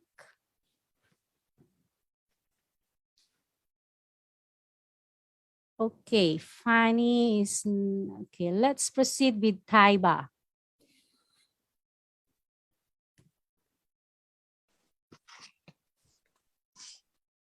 Hello. Yes. Can you hear? Yes, Taiba, we can hear you. Yeah. Well, first of all, thank you so much for sharing all the desired information related to the IELTS. My question is about, in conclusion, for the writing task 2 and the introduction, what points should be written in conclusion and introduction? I have heard from many people that your introduction and conclusion should be the same, like the points you written in introduction, your conclusion should have the same points in your opinion. I'm just confusing about it. Can you please clear my concepts related to it? Yeah, so Taiba, thank you for your question. And Taiba's asking about the introduction and the conclusion. What do you usually include in it? And introduction is, and the conclusion to stomach. So the introduction gives the main point that you're trying to make for the entire essay, right? Yeah. And it will say what your main opinion is or your main points are. then your conclusion is kind of a, how do you say it, kind of a revised version of that, or a paraphrased version of your introduction, but it kind of summarizes and closes off your argument for the readers. So yes, it's right to say almost that it's kind of a repetition of your introduction, but closing off things so that you remind people of what your main point was. Does that make sense? Yeah, so it's necessary for me to write in conclusion about all the points that I have written in introduction. But if I miss the, like, if I just generally give the, if I just generally write conclusion about the like key related topic, like if a topic is about shopping, then I just concluded it about it shopping, but not clearly mention my all points that I discussed above earlier. It must be relevant to the points you made. There should be nothing in your conclusion that brings up new points. Okay. Right? Yeah, that's all right then. Thank you so much. Most welcome, Taiba. Thank you. Okay, next is Wang. Yes. Okay, I have a double question want to ask about the writing test. Yes, go ahead. Okay. The first one that I want to get around 6.5 score. So if I am right for everything, so accept the grammar and vocabulary mistake. So how much the grammar and role I need to avoid if I want to get 6.5? Okay, if you want to know exactly, you can go to the PDF handout that I mentioned, and there are two of the bands descriptors criteria at the end in the last pages, about page 25, 26 or so on, where it gives you an exact description of what you need to be able to do in your writing and in your speaking to achieve each band score. So what is a 6? What do you need to show in the 6 to be a 6, and what you need to show to be a 7, and so on. So you can study that closely and use that to analyze your own writing so that you can tell, okay, am I meeting this criteria, right? So basically how the scores are done is can you do those things they say you must do at that level?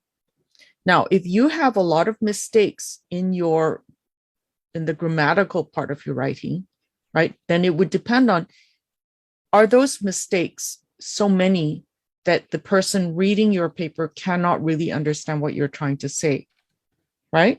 But obviously, if they can't understand, or they have to keep, guessing, then maybe it's lower than a 6, right, for the grammar. For vocabulary, if you're using very simple words or repeating words and phrases, then probably that's no more than a 6, like it's lower than a 6. Okay, so if you want to be higher, you need to aim for, let's say, a 7 across the board. But a 7 means you have to make few errors, right? You have to have more academic kind of vocabulary and a better, higher level of vocabulary. So use the band descriptors that are available publicly, which you can download from the IELTS organization, right? So you have access to that, right? So study that to see what else you can improve on, okay? Does that help? Yes. Another question I would like to ask you before beginning the writing test, will the organizer give me some note to write, some note for writing, or I have to bring it by myself? I don't believe you're allowed to bring anything into the test, into the room, right? Lilette, can you respond to that? Yes, you are only allowed to bring your identification and then a water bottle in a clear bottle and a light jacket subject for inspection. it depends on the country. I guess some of the countries like Philippines, they will require you to bring your own pencil. So please verify with your test center accordingly. But you are not allowed to bring any pieces of paper into the test room. No, you are not allowed to bring anything except your identification, yourself, your water bottle, and then of course light jacket, just in case it gets too cold in the test room. So if I take a computer test, I mean the computer exam, will they give me any paper? As to I write shared down? earlier, for computer delivered, you are provided with a log-on sheet, and that log-on sheet, you can write your notes. On that log-on sheets, you can write your notes. For a paper base, you can write, you can use your question paper to write your notes. Thank you very much. You're welcome. Okay, can we have Mei Krishna? Hi, Mei Krishna. Please unmute your mic.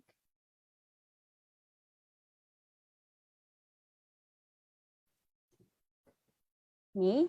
Yes, sir. Oh, you're calling me or who's? No. No. Mei Krishna Frial. But okay, let's proceed with, I'm sorry, Elmurodova. Elmurodova. Please unmute your mic.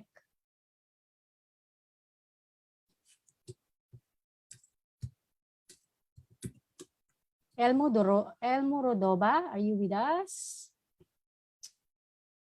I'm not sure if they are still with us. Okay, let me proceed with the last two. So can we have Ace? Ace Can I ask a question? I'm sorry, who is that? Good evening. Oh, okay, Elmurodova. Did you hear me? All right, yep. Oh, I'm Ace. Oh, sorry. Hi, Ace. Oh, we have two people. Wait, two. Okay. Can we have Elmurodova for the first? Yes, I'm here. All right. Okay, I think that due to some internet problems, my voice isn't, I cannot hear it. My question is, I took IELTS once 2 years ago, and I got 6.5. And these days I'm also preparing for my exam, and I want to take 7 or 7+, and which is equal to C1 certificate. But also I do a lot of exercise, practice test or mock test. It seems to me that my level is not, how can I say, enhancing. I still get the same scores, like 6.5, sometimes 7, but it's not the same every time. In order to fix, how can I say, in order to get higher scores in IELTS, and I mean that within 2 months or 6 months, what kind of tactics or what kind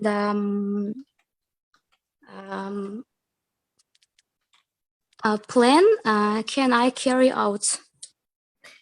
Yeah, so it's kind of complex, I guess. I mean, you can look at the band scores to see where you lie at the moment, and you can actually be strategic and say, okay, well, I can write, I have, good ideas. I can, so it depends on whether you're talking about the, which component you're talking about. But in general, if you want to be, let's say, an 8 across the board, that means that your language has to come easily. The level of vocabulary needs to be full of idioms and sort of interesting phrases in English in the vocabulary. And you have to have very few errors in your grammar and so on for, you know, for all the components, right? Your grammar must be pretty much, you know, error-free most of the time. And your fluency for writing and for speaking needs to be very fluent, right? You need to be able to write comfortably and speak easily on a variety of topics. So that's a higher level candidate. So if you want to improve to that level, you need to immerse yourself in English as much as you can. You need to surround yourself with English speakers and be speaking English all the time and picking up sort of the more idiomatic kind of language. For the writing part, I think writing takes more effort, obviously. You need to read a lot of things in English, preferably academic type. I assume that you want to do the academic test. So you need to read things that are, what do you call it, like more of an academic nature, academic articles. So there's a lot of things in each area that you could do, but you have to be targeted, I guess, if you only have a couple of months. You know, which areas do you think you can improve quickly? Yeah, but like I said, immersing yourself in the language, watch the language, watch shows in English, listen to podcasts in English, and try to summarize what you hear, right? So that you are using the language and practicing it.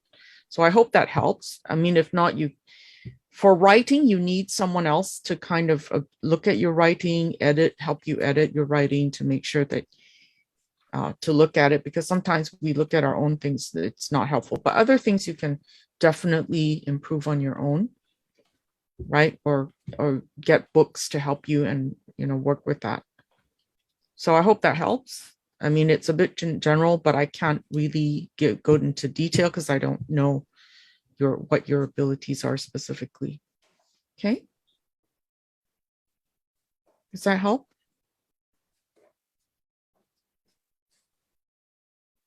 Hello? Yes, thank you for your advice. Sorry? Yes, she said thank you for your advice, Mei. welcome, Amy. Thank you, Elmorodova. So can we have Ace? Yes, ma'am. Good evening. Hi, Ace. My question is about the process of getting the test. Is it possible to have a break, or can I ask to be paused for such activity if I was mentally blocked? Sorry, can you say that again, please? My question is about the process of getting the test. It is possible to have a break, or can I ask to be paused for such activity if I was mentally blocked? No, I don't believe you can stop the pacing of the test. I think the timing is all controlled, right, Lilette? Everything's controlled. You cannot request to stop when you feel like. Yes, definitely. Except to go to a washroom. Both for paper-based and computer delivered, and even going to the washroom, you will have to use your own timing. So let's say for paper-based, you can only have a toilet break during the reading and writing, and only when the time started. And same for the computer delivered. Okay, thank you for your answer. You're welcome, Ace. Thank you so much. Thank you. And then I think this will be the last one. Nathan?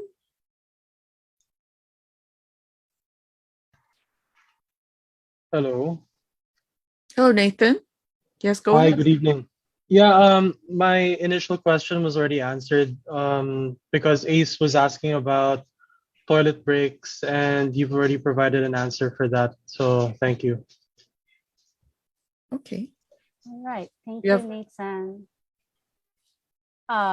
We have I think 4 more who wants to raise their question. Do you still have time, Mei? Yeah, go ahead. Okay, I think I'm not sure, but Elmorodova is still raising her hand. Hi, Elmorodova. Do you have a further question for me? My another question is, I'm an English teacher, and during my lessons, I try to teach my students a little about IELTS structures for 4 skills of IELTS. I mean, listening, reading, speaking, writing. But I realized that some of my students have problems understanding how to carry out IELTS. They think that, for example, listening part of the IELTS are much more difficult and to accomplish. My pupils are 9 graders. So for me, it is a little bit difficult to, how can I say, to convey my knowledge to them in a very easy way. I want to teach them effortlessly in order to they have a clear understanding of for exam tips of IELTS. Yeah, there's no easy way to learn listening except by listening, doing listening. So you need to find good examples of things that are like conversational, things that you can play for them and get them to explain what they think is happening. Like I said, some of the information that IELTS gets you to do is to listen to numbers, addresses, names of people, and then you have to write them down. So they can practice things like that. If you want it to be more IELTS targeted, then you can find textbooks and material that have published listening examples that you can use, right? So that would be the best. But if your students are self-motivated, you can always get them to do as what I suggested, listen to podcasts in English, because podcasts are, they don't like YouTube and things, you have to watch something, but podcasts, you really have to listen. But podcasts are more of a lecture, style, like one person talking. But if you can find sources of, I think online, some people publish sort of free examples of IELTS materials, but listening is hard to find. So you probably need to find a book, a textbook or something with good examples on it. Does that help? Thank you. Yeah, but there's no easy way. I mean, there's no formula that they can learn, for listening. Listening is especially difficult. And also do expose your students to a variety of accents. So people who speak with an Australian accent, British accent, North American accent, so that whenever they hear it, they're not going to be surprised, like, oh, I've never heard this before, right? So they can do that. Yeah. May I ask, Amoradova, which country that you're working in or teaching in? Yeah. Which country are you teaching in? And I'm from Uzbekistan. I teach in Jizak, which is so your students located. are, yep. Yeah, Uzbekistan. Uzbek students. Good. Well, thank you so much for joining us from all the way over there. Yeah, and I'm not sure how much access you have to the internet and to other things, but you can find a lot of things online. It might be helpful to find clips of things, for example, like interviews, people interviewing other people, and then having them listen to that, something like that. Or you could take clips from shows where like a few people are talking at the same time, but don't show them the video, just let them listen and ask them what's happening. Then you ask them questions. Okay, I hope that helps you. Thank you. Have fun with your students. Thank you. You're welcome. Okay, we have Muthia Raman. Yeah. Yes, thank you. Actually, I already put my question in the question box, but I think I missed the answer. Madam, can I ask in writing session, we have to avoid redundant words more than 5 times. But I saw an example for 8 base score. There is a repeated word more than 5. Could you give me some insight which that better for writing? Thank you, Mutia. Are you speaking to us from Indonesia? Yes. Yes. Okay. So there is no, limit of, only 5 of those words. But if you use a same word or phrase too often in your writing, you're talking about the writing, right? Or even in speaking, that then you are viewed as a lower level candidate. So it means that you are someone who doesn't have a lot of vocabulary in your, bank of words or whatever. So that's why you keep repeating the same words. So for example, if someone uses the word, many people, good people, those people, and they keep using the word people, then people is like a level 5 word or even lower, if you're using it like over and over again, right? So your vocabulary needs to be more varied. You need to find different ways to say the same thing. So words for people might be individuals, persons, instead of people, citizens of that, if you're talking about a specific group of people. Are they young people? Are they old people?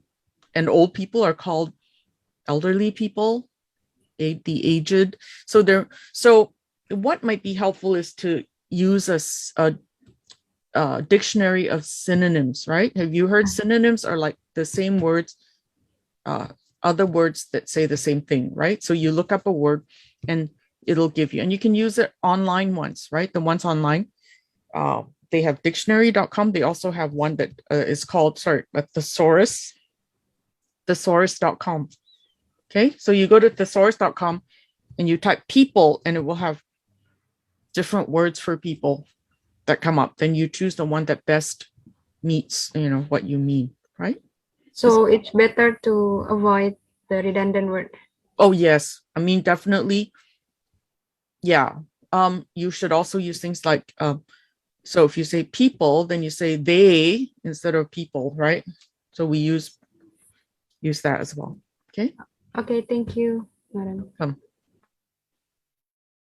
Okay. All right. I think we have another one. I'm sorry. Yeah. Masha. Hello, good evening. Yes, hello. Yeah, go ahead. Yeah, I'm Masha Saud. I'm a systems analyst. Yeah. And I'm gonna prepare for myself for the master degree. So I should take IELTS exam for from United Kingdom. So so that's why I'm here now. All right. Okay. Marshall, what's your question? I'm going to ask about the time for the IELTS test. Yes. It's about 3 hours or more or less than? According to, what I showed earlier, it's about 2 hours and 44 minutes, but set yourself as much time as you can, obviously, for the day, right? Don't put other appointments on the same day or anything. Just leave your day open for the test so that you're not feeling rushed or pressured or stressed. Okay. Okay. Thank you. You're welcome. Where are you joining us from, Michelle? From Saudi Arabia, Riyadh. Okay, that's great. Thank you. Thank you for joining us tonight. Yeah. Okay. So, are there any more questions? If not. Sorry, Mei. Yeah, I was on mute earlier. Yeah, Oh. so I think we just have like a pending question from the Q&A. So let me just read it for you. So from Mei Krishna Frial, the question is for the speaking. If I don't know the cue card topic, what can you suggest for me to do? Thanks. The cue card topic, you mean like for the speaking? Yes. Oh, okay. Yeah, there's actually, you can't change the topic. So all you have to do is do your best to answer the question. Think as much from your background and your experience as much as possible. So the way to prepare is to generally be knowledgeable about a variety of topics and be able to talk about it in English. So it could be anything, transportation, language, education, relationships, any topic, plants, animals, and you should have something to say about that, right?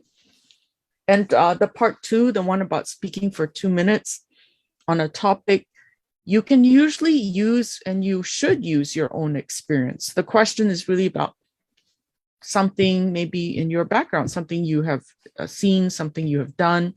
So that focuses very much on your own experiences. So you can pull up things about that you've done before. It's only in the part 3 where you really need to not just discuss your own experience, but also, what happens in your country, what happens in other countries, and sort of at a broader level. Okay, I hope that helps. Yep, and I guess just to add on that, May, I guess if you need more time to think, maybe you can, simply ask the examiner to, or simply say, like, how to say this, like, can you please repeat the question while you're trying to think about it, something like that. Yeah, so you can also do that. Then we have this question from Pinyada. The day that the test will be expired is counted from the day I took the test of the day or when I got the test results. So I will answer on this one. That will be from your test date. So if your test is today, January 10, 2022, your test report form is valid for 2 years. That means until January 10, 2024.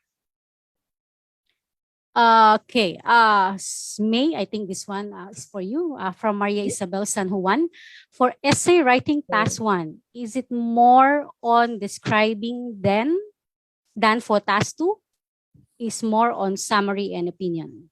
Then for task 2 is more on summary and opinion. Yeah, task 1 is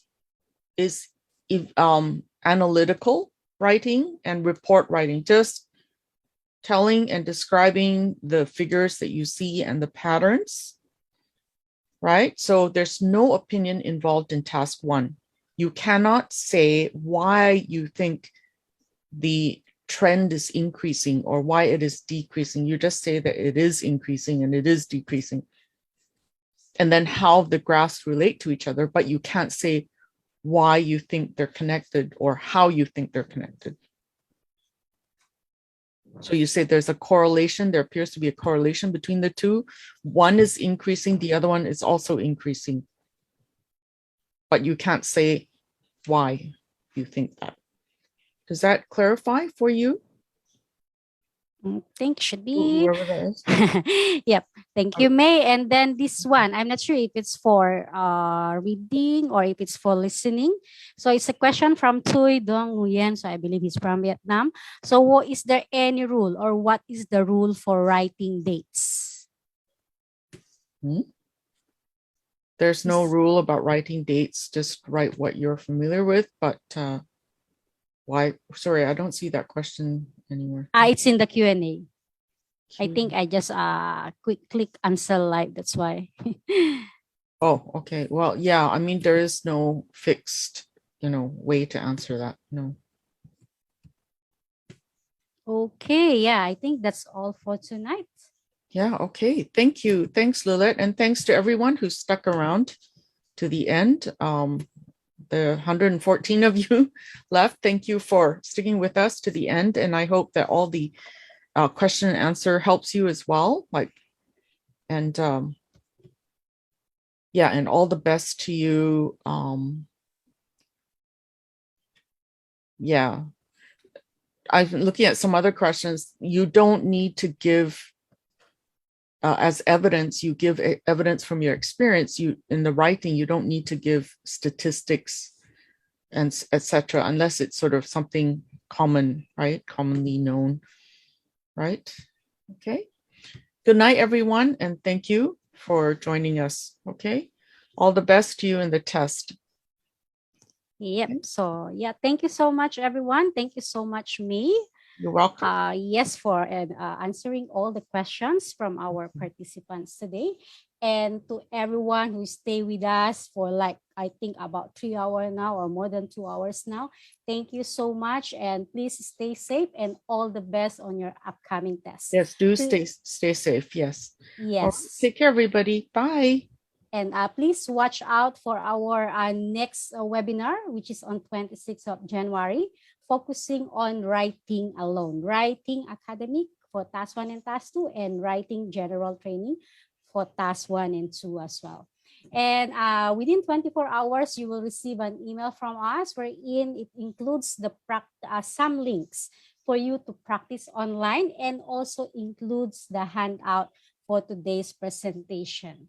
Yeah, and I think that's all for now. And while you guys are leaving the session, I will still play some videos for you to watch. So these videos are for computer delivered IELTS test. So for those who are taking their computer delivered, taking a computer delivered IELTS test anytime soon.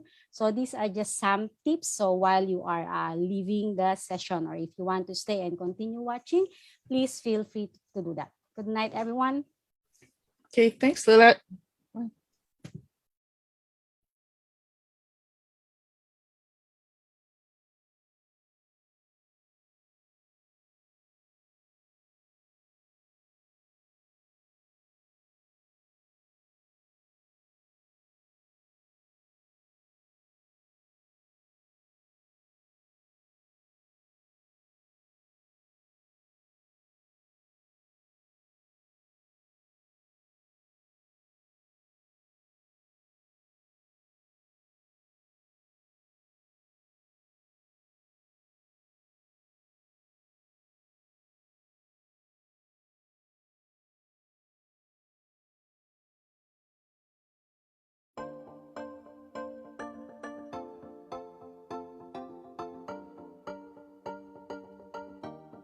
Welcome to our computer-delivered IELTS Tutorial 1. This tutorial and prepare for computer-delivered IELTS. For each section, there's a clock at the top of the screen, which tells you how much time you have left. For the reading and writing tests, the clock will turn red and flash when you have 10 and 5 minutes left. The tests will automatically stop when the time finishes. The instructions for each part are in the box at the top of the screen. You can use the navigation bar at the bottom of the screen to move from one question to the next. Click on the number to go to that question. You can also click on the forward arrow to go to the next question, or the back arrow to go to the previous question. When you have answered the question, a line will appear under that question in the navigation bar. You can click on Review if you want to look at the question again later. The question number will be shown as a circle. You can review and change your answers at any time until the end of the test. Click on the yellow arrow if you want to make the navigation bar smaller. You can use the scroll bar to see all the questions. In each of the tests, you can change the screen settings. To do this, click on the Settings tab at the top of the screen. You can change the size and colour of the text.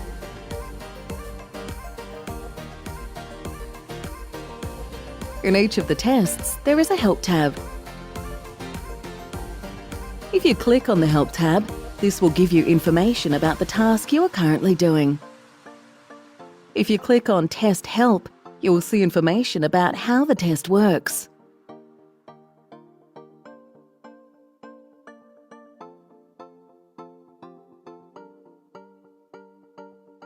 If you wish, you can also highlight sections of text. If you need to leave the test room for a few minutes, you can hide your screen by clicking on the Hide tab. When you return to the test room, click on the Resume Test button. That is the end of the introduction tutorial for computer-delivered IELTS. Check out the IDP IELTS YouTube channel for tutorial videos for listening, reading and writing.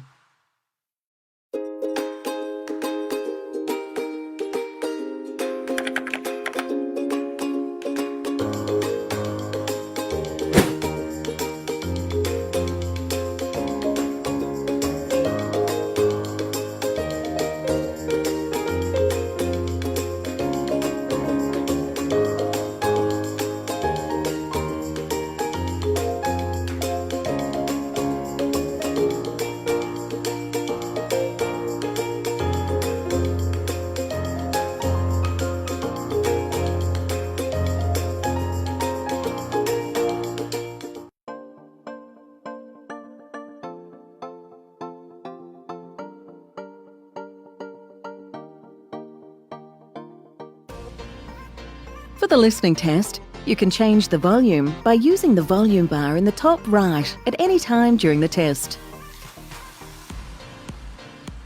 For each part of the listening test, you will hear the recording once only. Some parts of the test have more than one type of question. Each type of question has its own instructions. In the listening test, listen carefully for the part number and question numbers to make sure you are looking at the right screen. For some questions, you need to write your answer in the gap. For some questions, you need to choose which diagram label, A, B, C, etc., is correct for which item listed in the table. For each question, click on the correct space in the table. For some questions, you need to click on an answer and move it into the gap. If you want to change an answer, move another answer into the gap. If you want to leave the question unanswered, move the question back. And for some questions, you need to move an answer into a gap on a diagram. At the end of the listening test, you'll have 2 minutes to check all of your answers. The tests will automatically stop when the time finishes.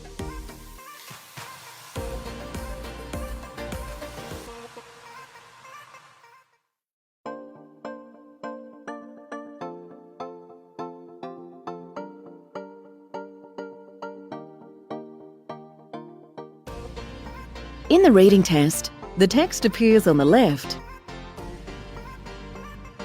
and the questions on the right. To see all the text and the questions, you'll need to use both scroll bars.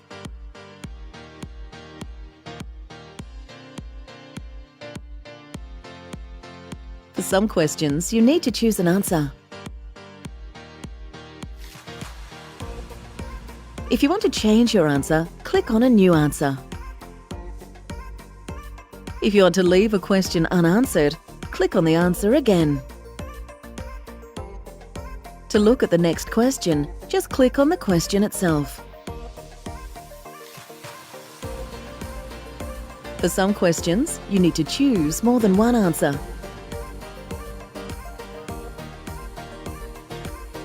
If you want to change any of your answers, click on the answer you want to change and then click on your new answer.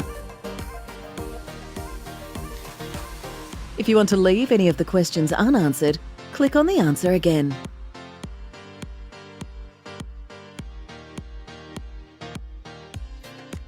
For some questions in the reading test, you need to choose which paragraph or section contains the information listed in the table. Remember to scroll to read all the text. For each question, click on the correct space in the table. If you want to change an answer, click on your new answer. If you want to leave the question unanswered, click on the answer again. For some questions in the reading test, you need to click on a heading for a paragraph or section and move it into the gap. If you want to change your answer, move another heading into the gap. If you want to leave the question unanswered, move the heading back.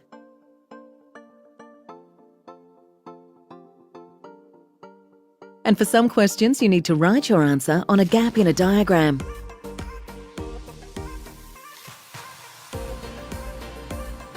If you wish, you can also highlight sections of text.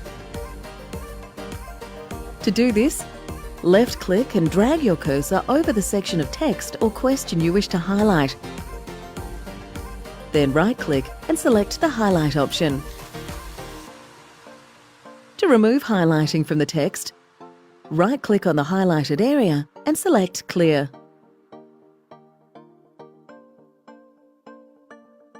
If you wish to remove all highlighting from the screen, right-click on a highlighted area and select Clear All. You can also make notes on a section of text. To do this, left-click and drag the cursor over the section of text or question you want to make notes about. Then right-click and select the Notes option. Your chosen section of text will be highlighted and a yellow notepad will appear. You can write your notes on this. Click on the cross in the notepad to hide your notes. To see your notes again, click on the highlighted section of text. If you want to see which areas of highlighted text have notes, move the cursor slowly over each area of highlighted text. If a small orange box appears, it means that the highlighted text contains notes. To remove notes from text or questions, right-click on the highlighted area and select Clear.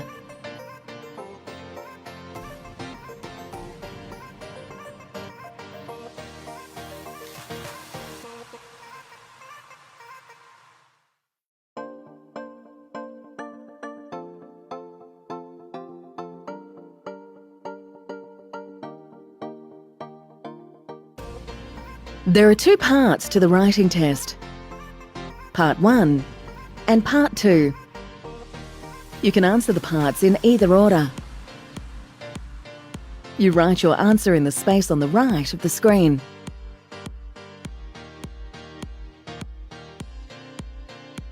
Your answers are saved automatically.